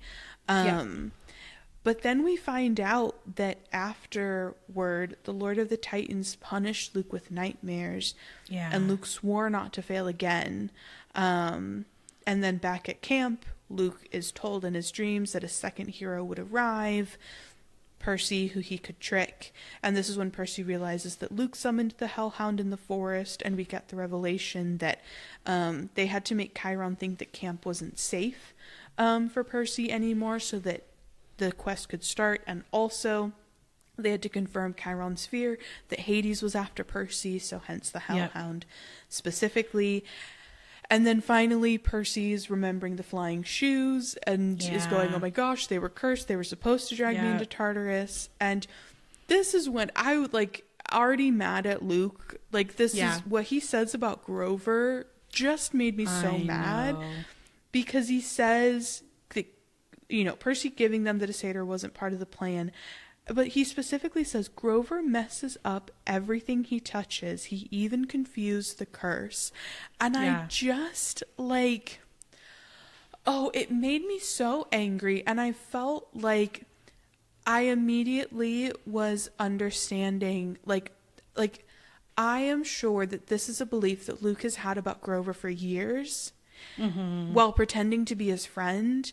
And I'm just now imagining all of the tiny little probably comments and stuff that he's made to Grover over the years, which is right. Grover has, like, negative self-confidence, right? Because he already blames himself without any help from Luke. But, like, being friends with someone who believes that you mess up everything that you touch, you pick up on that. You like, for years, like, you are getting that messaging, like, whether they're actually stating it so explicitly verbally. And I was just like, God, like, Luke is just, like, messing with everyone. Everyone. Absolutely. I have to say, I agree with your feelings about Luke in this moment toward Grover. I think that, like, the part of me that enjoys Defiance a little bit was kind of, like, proud of Grover. Like, I had this pride for Grover because I also think that Grover does have, like, chaos magic in a way. Like, like, part of me was like, he messes up everything he touches. Like your shoes. You know, like, good for Grover. Like, sometimes you need, like, chaos and, you know, outside of the box thinking. And I don't know, part of me was like I agree with you about I think Luke was really bad for Grover's self-esteem, and we've seen the effects of that. I just, like, part of it was like, felt this pride for Grover, like, doing his chaos, working his chaos magic. And I think it's like, I think Grover, like, because he's the one to meet Pan, and Pan, like, bestows him with the ability of, like, the Call of the Wild, Yes. I think is what it's called, like, which is, like, it sows chaos, right? Yeah, and confusion. yeah, like, he has a wild heart. Yes, he has, like, wildness in his spirit. Yes, and that's right. that's always been there, and Pan, like, sees it and helps him realize that it's actually this, like, really good thing, Yeah. you know, and not Yeah. just like him messing everything up, but that like you can Totally. actually channel that into this like really cool thing. Because I think that, like, it's not like we have tons of examples in this book of, like, Grover messes stuff up. Like, I don't think that, I think oftentimes that, like, in this moment, something needed to be messed up, which was this, like, evil magic, you know? So there's this sort of, like you're talking about, this, like, primal energy that's on the side, ultimately, of good, that, like, just doesn't appear straightforward. So I was really drawn to that concept about Grover and, like, wanting to keep seeing that in him and, like, how his journey goes with that, because that was also, like, part of my reaction. The other thing I was going to say real quick is I remember in our first episodes, we were trying to track and remember, like, when Luke is working for Kronos already. Oh, yes. And this really confirms that before Percy even gets to camp, Luke is fully bought in, and he's even been told that someone's coming to camp for him to look out for. And I think that, like, when you go back to how he's approaching Percy at the beginning, like, that really stands out in that he was prepared for this moment. And it makes him even more, like, conniving and manipulative, I think. Yeah, I think this gives us the answer of, like, we're definitely looking at, like, a couple of years. That, like, probably not too long after he returned from his quest, he started getting those dreams, that, like, manipulation started happening. And so it's been a few years now. Which also makes sense, like, why he's so bought in to like, why he's so extreme in it. Yes. Because he's been being brainwashed for so long. And then also the other thing that struck me just now about that is it means that Annabeth and Luke were both looking out for Percy to come as a meaningful occurrence at camp. Oh, yeah. Because Annabeth had a thing about someone coming who could go on a quest that she could leave camp. And Luke is being told by Kronos that someone important is going to come. Yeah. And the quest is like what both of them are waiting for to happen. Yeah. So that's really interesting. Again, with the parallels and the, like, how they respond. Yeah. Yeah, absolutely. So, because Annabeth is looking forward to proving herself, to taking an action, to making a meaningful contribution, and, like, taking her training out into the real world. And Luke is looking forward to manipulating someone so he can put in someone else's big master plan in motion to take down all of Olympus, which are very different goals, you know, if you think about it. Yes. And so Percy kind of brings up Talia to be like, basically how, like, she sacrificed her life, like, and this is how you repay her. And that gets Luke incredibly angry, and he says that the gods let her die, and that's one of the many things that the gods will pay for. And Percy tells Luke that he's being used, and not to listen to Kronos, and that gets Luke even more angry. And he tells Percy, look at yourself. What has your dad ever done for you? Kronos will rise. You've only delayed his plans. He will cast the Olympians into Tartarus and drive humanity back to their caves, all except the strongest, the ones who serve him. So back to those, like, contradictions of, like, he's saying, you know, like, that, like, everyone's only a pawn now, but it's like, but you're just talking about creating... And that, like, they're ruining the world and hurting everyone, and it's like, what does this sound like to you? Right. Except just, like, the same thing in a different font, you know? Yeah, right. Like, it's the same deal. And Percy kind of tries his little manipulation tactic that he's picked up, which is, he says, call off the bug. If you're so strong, fight me yourself. But Luke is too smart, you know, to be, like, played in this way. And he says, nice try, but I'm not Ares. And this is the other thing that I found fascinating, was he says, you can't bait me. My lord is waiting, and he's got plenty of quests for me to undertake. Which, Luke calling them quests, I'm like, you just went on this whole, like, venting rampage about how, like, you think all of these systems and structures of the gods are just, like, BS, and you don't believe in them and you don't buy into them, but then you literally say that your lord has quests for you to undertake. You. Which is just like what your dad did to you, which is just like give you a quest to do. Yeah. Like it's just... It goes back to that hypocrisy, and it goes back to like he had the same outcome and the same experience on both like quests that he was given. Yeah. But that's, you know, part of why I was saying like it's very clear when someone is saying something because they believe it and it's part of their convictions, and when they're like using it as an excuse and lying to others and probably also themselves about the reason for why they're taking a bad action. Yeah.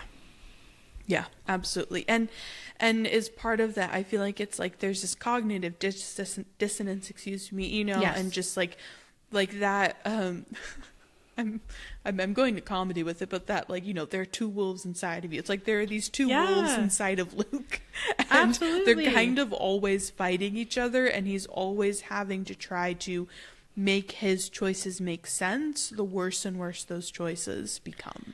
I think cognitive dissonance is like the term to describe Luke's journey in all these books. Like, I think that just epitomizes like what he goes through is in a constant state of cognitive dissonance. And even when we're talking about the eyes switching, like that is a physical manifestation of that experience. And I think we're going to see it time and time again as we keep going through these books. Yes, yeah, absolutely. And so Luke bids Percy farewell, saying there's a new golden age coming, you won't be a part of it. Which and then I believe is the last time the Titans ruled was called, because you know the 5 ages. So I believe that's referring to the last time the Titans ruled. Yes, it is. And Luke slashes his sword in an arc and disappears in a ripple of darkness, which is, there's this interesting thing with like, it was making me think of like Nico and shadow traveling. Yes. And so if there is some sort of, you know, like, you know, Kronos is currently in Tartarus, but I don't know. There's just interesting, like... It made me think of that too. I was wondering like how this sword works fully. Yeah. Like, what's the magic of the sword? Yeah. Right. And then this is when the scorpion lunges at Percy, and he swats it away with his hand, uncaps his sword, it jumps at him again, he cuts the scorpion in half midair, and he's about to congratulate himself, feeling really good, until he looks down at his hand, and his palm has a huge red welt oozing and smoking with yellow guck. Gross. The scorpion got him. Yeah. And his ears are pounding, his vision is going foggy, and he thinks the water healed me before. And so he stumbles to the creek, submerges his hand, but nothing happens. The poison is just too strong.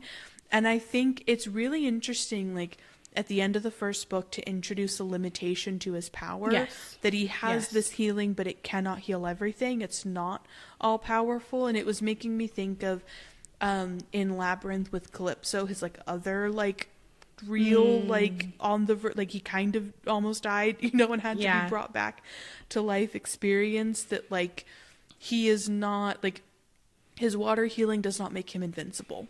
Like there are still things I think that that's can supersede that to have in the book. I did have a couple questions that came out of this though. One was that somehow did Luke know that it was too strong for water to heal Percy? Because when they first sit down by the creek, I'm like, this feels like a strategically poor decision on Luke's part, given that he knows that water can heal Percy. Wouldn't he not want to give him that resource? Like, how would he know that? Well, I was kind of assuming that was maybe like a Kronos thing of like, it would not surprise me for Kronos to have a sense of like, this is too strong, you know, for quite like possibly a demigod's healing ability. So it wouldn't surprise me if like the pit scorpion wasn't actually like a Luke idea, but was instead a Kronos idea that Luke then... Oh, it's definitely a Kronos idea. Because what this makes me think of actually is a reference in this very same book, which is when Percy has chimera venom and is plummeting from the arch down into the water, survives that. So my other question is, are we saying pit scorpion venom is stronger than chimera venom? Because that seems wild. Like, it's stronger than chimera venom plus being on fire and plummeting hundreds of feet down to your death in the water. Like, that makes this scorpion wildly powerful. Do you know what I'm saying? Yeah. No, That's kind of crazy. It does. I mean, I think that is what's being said, because we do get that description of when Percy hits the water, him feeling the poison leaving and him getting better, and because the train of thought that my brain went down was maybe was there some Poseidon intervention, because we have that question of did he survive the fall because he could, or did Poseidon intervene because he does pray to him. Because he does pray to him, so there is that element of maybe Poseidon intervened in that moment, but then why wouldn't Poseidon intervene in this particular Percy didn't pray to him moment? Yeah, I guess. Also, maybe a creek is not a large enough body of water. Yeah, well, right. We're not in a big body of water. Also, he doesn't feel any change. I think that feels like a difference too. And it made me wonder if there's just no antidote. Maybe, there's certain things sometimes it'll be a substance that there's no exceptions to or something. So maybe. But Chiron's able to heal him. So there is healing that works. I think it's just maybe I think there could be this element too, the prayer to Poseidon, and maybe Poseidon, gave him a little, maybe a boost to his healing abilities. Yeah. Or it really is that pit scorpions are just that deadly. So much more venomous. They're so much more venomous, because scorpions are terrifying. Scorpions are absolutely incredibly saying dangerous. That if you put a scorpion in front of me and you put a chimera in front of me, know. It's a chimera. Yeah. But that is honestly, I feel that follows, the laws of nature, and that the most innocuous looking little spider will just kill are you. the most deadly. The ones, That's true. The That's ones true. that look giant and terrifying are not the ones you're supposed to be scared of. The tiny little ones that don't look like all that much are the ones that can kill you in a nanosecond. Kill you in 60 seconds. So it does kind of feel like it follows how stuff works with nature. Point. Same with frogs. That's a good point. The poisonous frogs never actually look like they're poisonous. They look normal. Right. They look like a cute little guy that you want to touch. Yeah, don't touch the frog.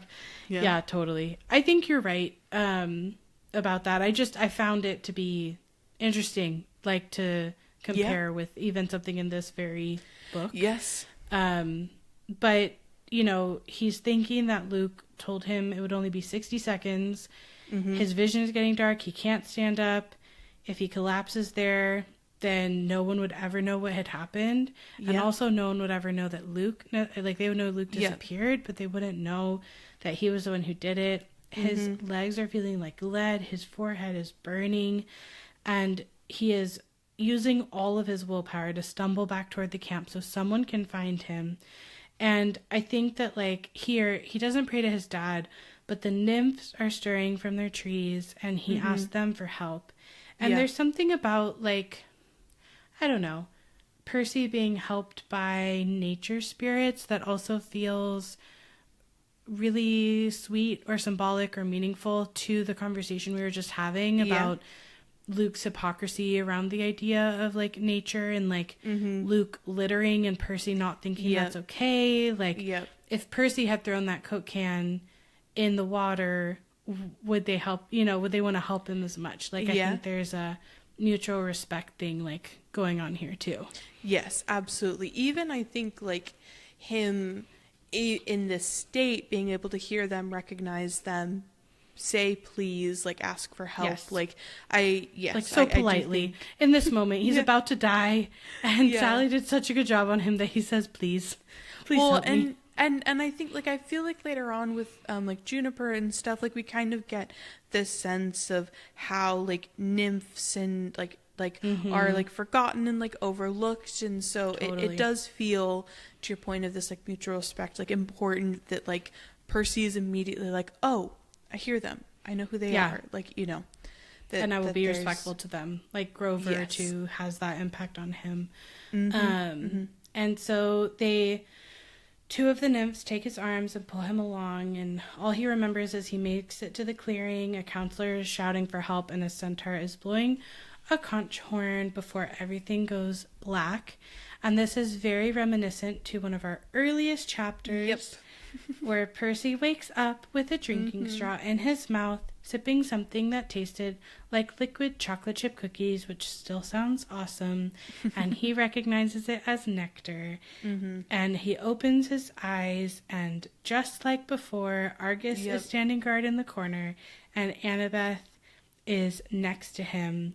And now she doesn't speak to any drooling or anything, but she does lovingly call him, "You idiot." So we even get that parallel. Because he's like, "Here we are again." Yep. But you gotta love that, like, the first thing out of his mouth is a joke. He's back. He's officially back in action. Yep.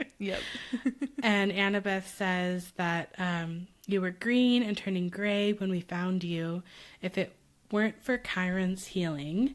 And Chiron says that Percy's constitution deserves some of the credit, which I feel like is such a, like... He passed his constitution from the Gilded Age or something.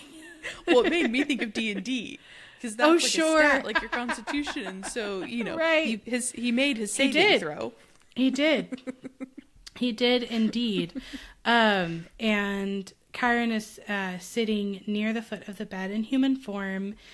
So he's in his wheelchair, and he's smiling, but his face is looking weary and pale, the way it did when he'd been up all night grading Latin papers, which I thought was like a funny, like everything's kind of throwing back to the beginning, right? We're kind of landing back on home base. He asks how Percy's feeling, and Percy says he feels like his insides have been frozen, then microwaved, which sounds like not a lot of fun. No. Yeah, kind of soupy up in there. And then Chiron says apt, considering that was pit scorpion venom, which is kind of interesting too. Like, did someone go back and find the slashed pit scorpion, or does Chiron just know what a pit scorpion venom bite looks like? Oh yeah, that's a good question. Or stinger looks like, you know? Yeah, that's a good Not question. that important to know, but I'm just curious. Yeah. And between sips of nectar, Percy tells them the story of what happened with Luke. And Annabeth's reaction here is really, really interesting. Because she is going to flip-flop a lot because she's really torn about Luke. And at first she says, "I can't believe that Luke..." And then she turns angry and says, "Yes, I can believe it. May the gods curse him. He was never the same after his quest." And so I think, like, she's going to backtrack a little bit on this feeling. Like, she's going to have such a mixture of emotions. Yeah, a lot of it. But it's interesting that, like, in this moment, she can access that anger and blame toward him and, like, recognize who he is and what he's doing. But Chiron is really focused on making sure that it gets reported to Olympus. So he's going to go take care of that. I guess he's going to go ride the elevator up. I don't know if anyone has any other kind of entrance that they can use. And Percy just wants to go right after Luke, which is very Percy. You know, let's go. Let's go do the thing. And Chiron is like, "No, Percy, the gods..." And Percy's like, "They won't even talk about Kronos. Zeus declared the matter closed." And Chiron says that he knows it's hard, but he can't rush out for vengeance because he isn't ready. And I think that's such a good, like, mentor moment. Like, we haven't had, like, Chiron the mentor in a little while. And I think this is like a Chiron the mentor moment, you know? Yes. Yeah. Like, you need to heal. You need to rest. You need to take a pause. Like, if you go now, you will be useless. Like, it will help. Like, you are not ready. And I think also, like, he's not emotionally ready. He's not physically ready. He's not. No. He needs more training. Like, I think that Chiron is understanding the gravity of the situation. And Percy suspects that Chiron is right. And he could see in from his hand, which is still apparently not looking good, that he's not going to be sword fighting anytime soon. And he asked Chiron, because Percy's got the big picture in mind right now, if his prophecy from the oracle was about Kronos, and if Percy was in it and Annabeth. And Chiron glances nervously at the ceiling, as he does, and says, "It's not the place." And then Percy's like, "You've been ordered not to talk to me about haven't you?" Like, now that he's met the gods, he's like, "I understand how this system works." Yes. And Chiron's eyes are sympathetic but sad, and he says, "You will be a great hero, child. I will do my best to prepare you. But if I'm right about the path ahead of you," and then thunder booms overhead, rattling the windows, because Zeus is ever watchful from the TV guide. He's got Camp Half-Blood reality TV on always, as we know, and Chiron shouts, "All right, fine," which feels very petulant for Chiron, which I kind of like. Yeah. Fine.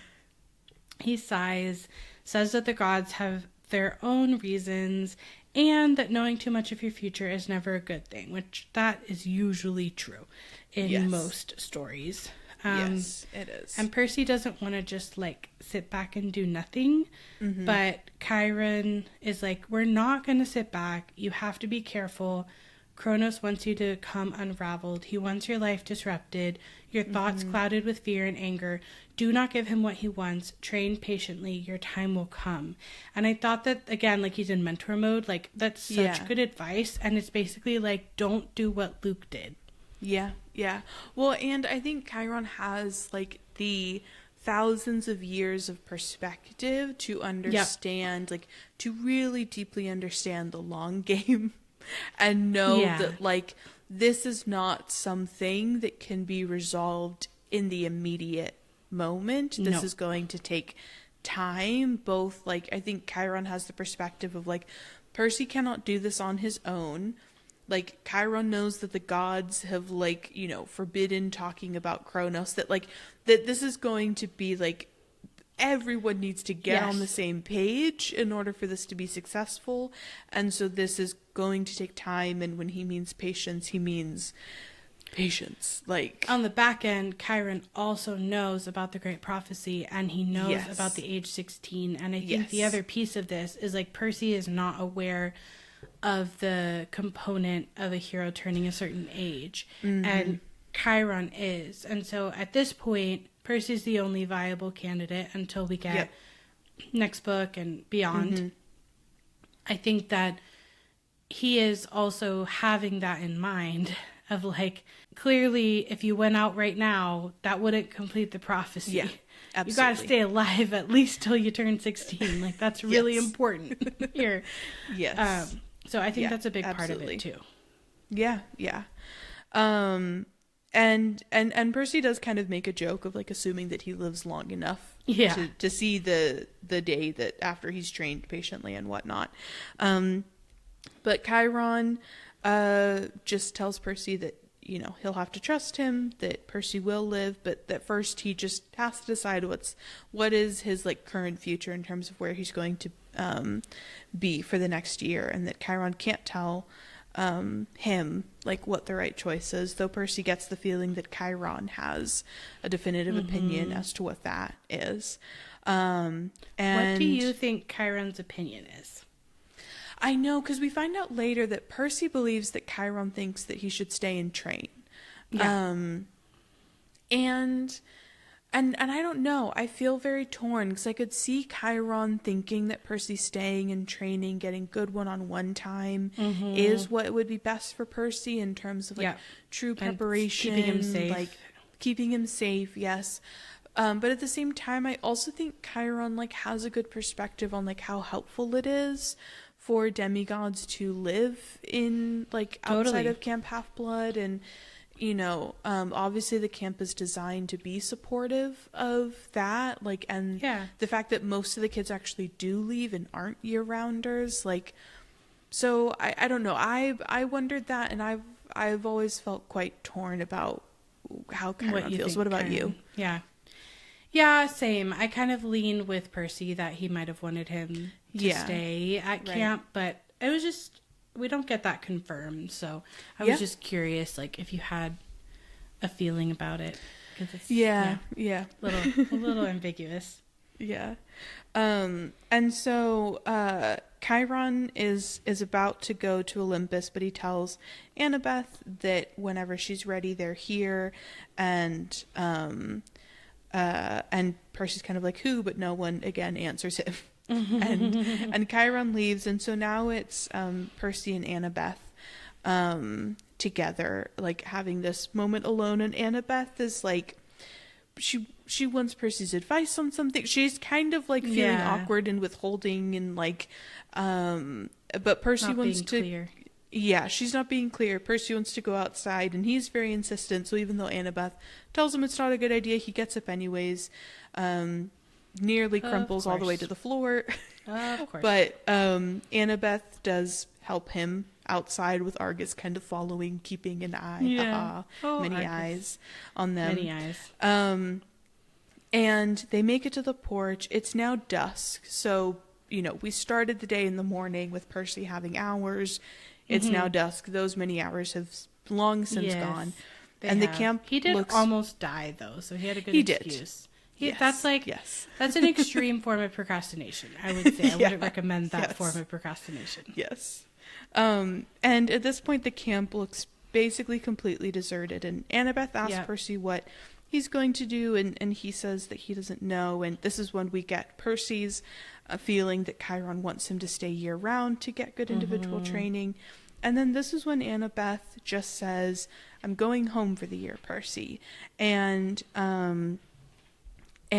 Percy's like, to your dad's? And she points to the top of Half-Blood Hill, where we see the silhouette of a family, 2 little kids, a woman, and a tall man with blonde hair. And the man was holding a backpack that looked like the one Annabeth had gotten from Waterland in Denver. So funny, she's still using that, even though they've like already come back to camp. I know. It's like a souvenir. She's like, I want this to remember. Yeah, that's her spoiler for. Yes. But she's like, it has good pockets. I'm just imagining she's like, the organization is really weirdly good in this backpack. I actually like to think that it's almost like a little hint toward their relationship, because that's like where they go through the boat ride of love. That's so cute. There's this like a thrill ride of love. So it's like, she's kind of holding on to that initial spark. Yeah. And this is when Annabeth reveals that when she got back to camp, she wrote her dad a letter, just like Percy had suggested. She told him that she was sorry and that she'd come home for the school year if he still wanted her, and that he wrote back immediately, and they decided they'd give it another try. I'm like such a staunch Annabeth defender that my note was, you apologized? Yeah, I know. What did you have to... You apologized for what? Absolutely. That man better have apologized in his immediate reply. If that man didn't apologize, I need to have more words with him. Even more words I need to have than you've already had. So many more words with that man. It's just true. Reading her say, I told him I was sorry. I thought that too. Rage. For what? It's like, for literally what? What do you have to be sorry about? Anyways. Yeah. But Percy recognizes that he says that took guts. And she kind of says, you won't try anything stupid during the school year, will you? At least not without sending me an iris message. So they have like a cute back and forth where Percy's like, I won't go looking for trouble. I usually don't have to, kind of jokingly like, hey, it's going to find me. No matter what. And it will. And it very much will. And Annabeth says that when she gets back next summer, that they'll hunt down Luke, they'll ask for a quest, and even if they don't get approval, they'll sneak off anyways. Which I was like, they will. They will. I was like, and you will. Don't worry. Don't you even worry. You that will is sneak exactly off. What will happen.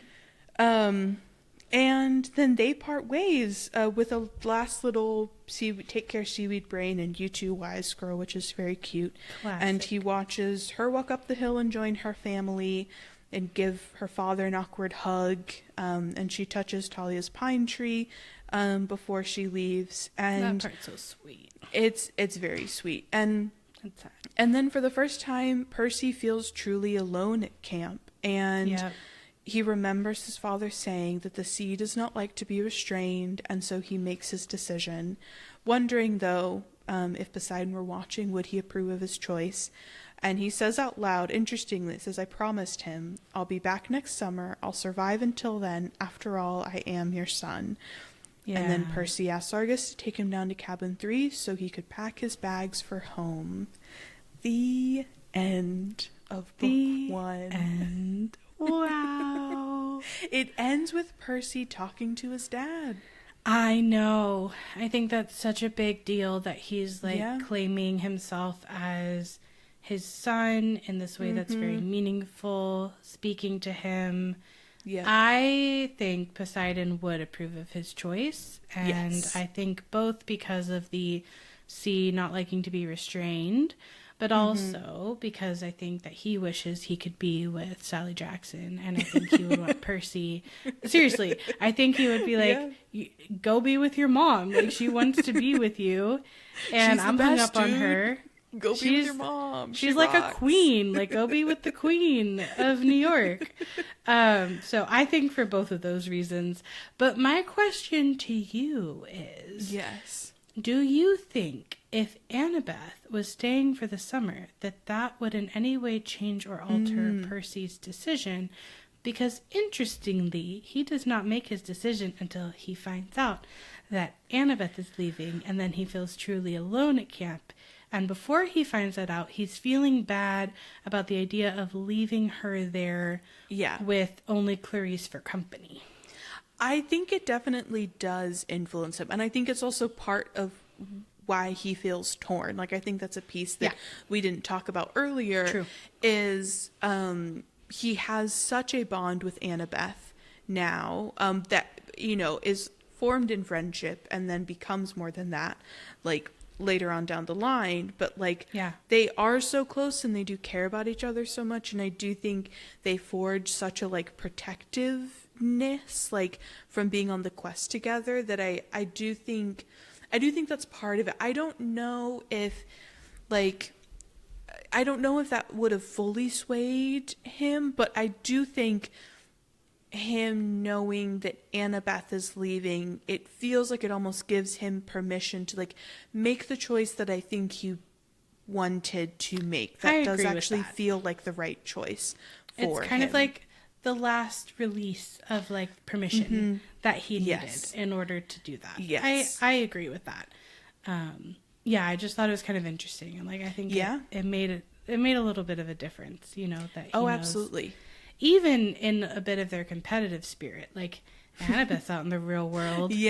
But I'm not going to be, you know, totally. Like, she's out there confronting monsters. I want to be out there going to school and confronting monsters. So I think it works kind of in both directions. Absolutely. Yeah. Okay. I just wanted to ask that, but wow, we made it to the end of book 1. We did it. What a journey moving through it this way. Yeah. It feels somehow both so long and now so short. Like, I can't believe like, that we're here. Yeah, like how are we done? How we finished book 1 and now we're about to start Sea of Monsters. That feels like it's somehow come too quick. But it's also, like, the longest it's ever taken us to get through this book. Yes. At the same time. Yes. I thought maybe we could think about, we've talked a lot about overarching things, but any overarching themes or final thoughts for sure, but also just, like, highlights from the first season, from the first book, moments that we appreciate from it, whether in the book or our shenanigans. So first, any final themes or thoughts that you didn't get to say to close out The Lightning Thief? Yeah, I think one that felt like it was really big, both at the start of the book and at the end of this book, was kind of what we were talking about in terms of, like the cognitive dissonance, the reality, like, trying to make, like, things fit into your worldview. Like, we had Percy really doing that at the beginning when he was struggling to accept that the Greek mythological world was real.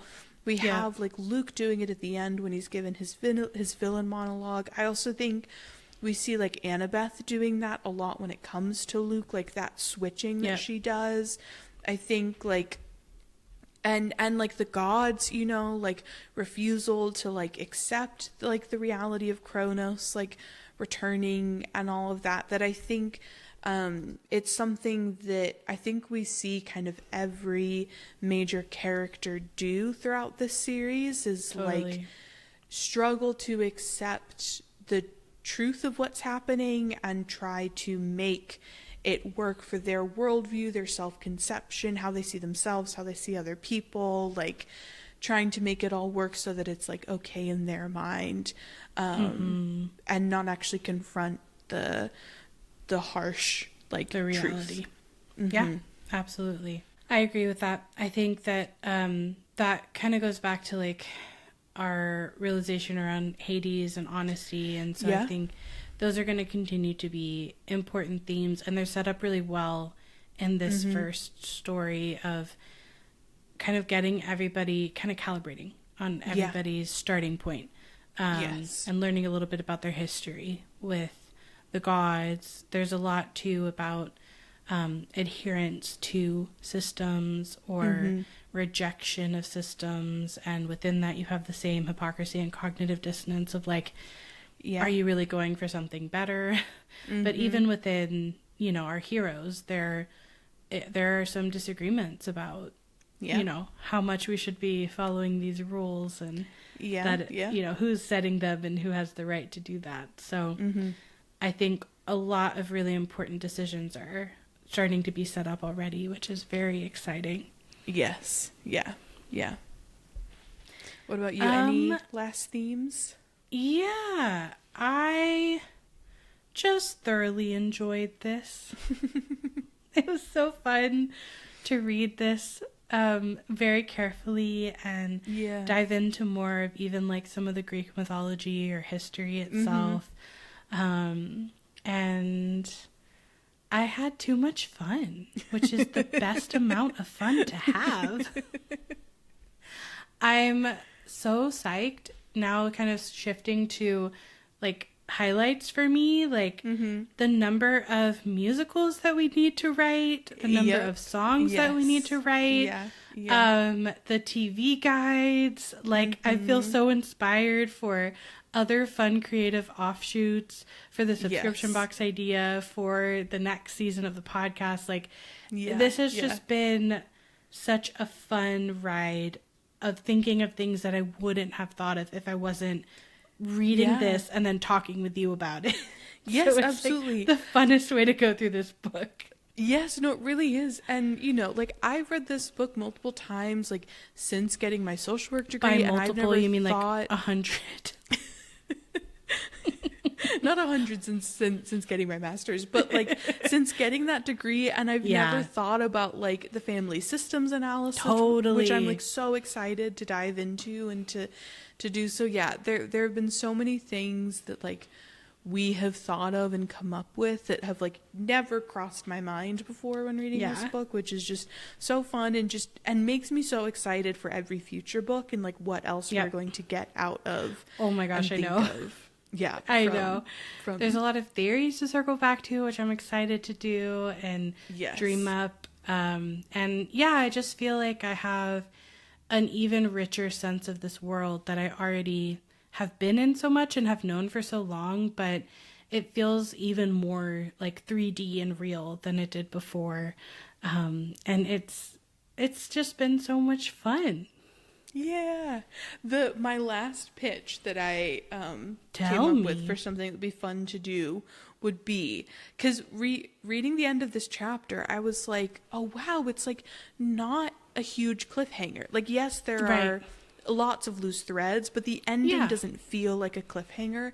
And it kind of made me want to, like, after we've, you know, gone back through all the books, like rank the book endings by like level of cliffhanger. So like number one obviously being like the ending of the Mark of Athena. For sure. Percy and Annabeth. Okay, you're talking about all the books. All the books. All of them. Okay, yes. I mean, we could do them series by series, but I also think it'd be really fun to as a whole. Because also like the Sea of Monsters is a pretty intense cliffhanger to end on, because Talia just like shows up and comes back. Like it's a wild cliffhanger. Yeah, that would be ranked pretty high. I even think for me, because I like Leo as a character so much, Blood of Olympus is a really big cliffhanger. Yes, it's a huge cliffhanger. Like, excuse me, where did he go? Excuse me. No, I know. And what's so funny, just as a reminder for our listeners, Anna still does not know. Well, no, I do. So, okay. Oh, because right. For clarification, I have read the first book of Apollo and a little bit of the second book, so I do know. Okay, I do know. That's right. I forgot. I do know. But yes, for a long time you did not know. And for a long time I really did not know what happened to Leo Valdez, which is wild. So I think that's a big one too. Yes. So, It's a huge cliffhanger. I am concurring that we should make this list. I think it's a good. Yes, just because like Rick Riordan really throws you some wild cliffhangers that like when these books were actually when you were like reading them, having to wait a year. Like I still remember finishing the Mark of Athena and being like, "Excuse me, what? I have to wait a year?"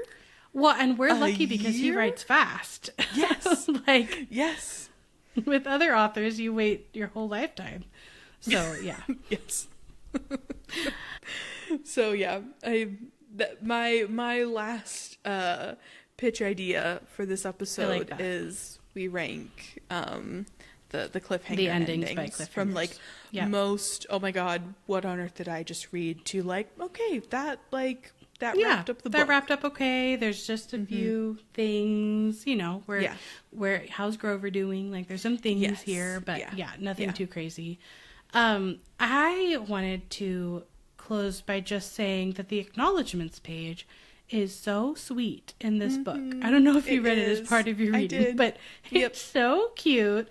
I want to read just this beginning sentence because it's so in line with the rest of the book. It makes it really sweet, where he says, "Without the assistance of numerous valiant helpers, I would have been slain by monsters many times over as I endeavored to bring the story to print," which is so sweet and so in line with the writing of this book and the themes. And also, like, writing a book is a lot and it's overwhelming, and both of us know that because we're both working on books. And so I think, like, it feels relatable, and it also feels inspiring to, like, see him write that and know what he's accomplished since then. Because when he wrote this, he had not, like, this is the first book, so, like, everything else was to come. So it's, like, kind of also fun to put ourselves back in that time, like, thinking of him as an author. Before this universe, like, became what it did. Fully fleshed out. And yeah. And, like, exactly. He'd had his, I think they were, like, mystery, right? Like adult, or something, that those couple of, like, adult mystery books out. But, like, this was the first of, like, a whole world. Huge, connected. Yeah. Also, the real Travis Stoll, who got a character. Oh my god, I know. Shout out to you. That's so cool. That's such a cool shout out. And also, like, he describes him as the cadre of middle school beta testers. I'm like, what would I have given to be a middle school beta tester of this book? Like, that's so cool. So it's just a really sweet paragraph. I just thought it deserved a little highlighting at the end, because a book doesn't get written by one person in a vacuum, and a podcast doesn't get made by one person in a vacuum, and creativity in general requires support and camaraderie, and requires your own camp.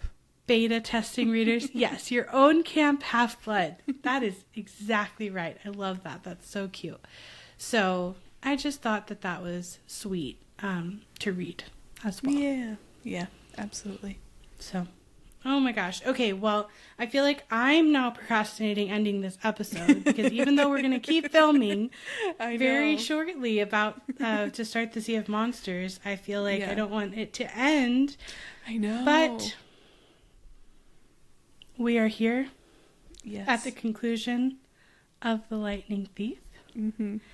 And we will see you all very soon for the start of Book 2 of Percy Jackson and the Olympians, The Sea of Monsters. Bye. Bye.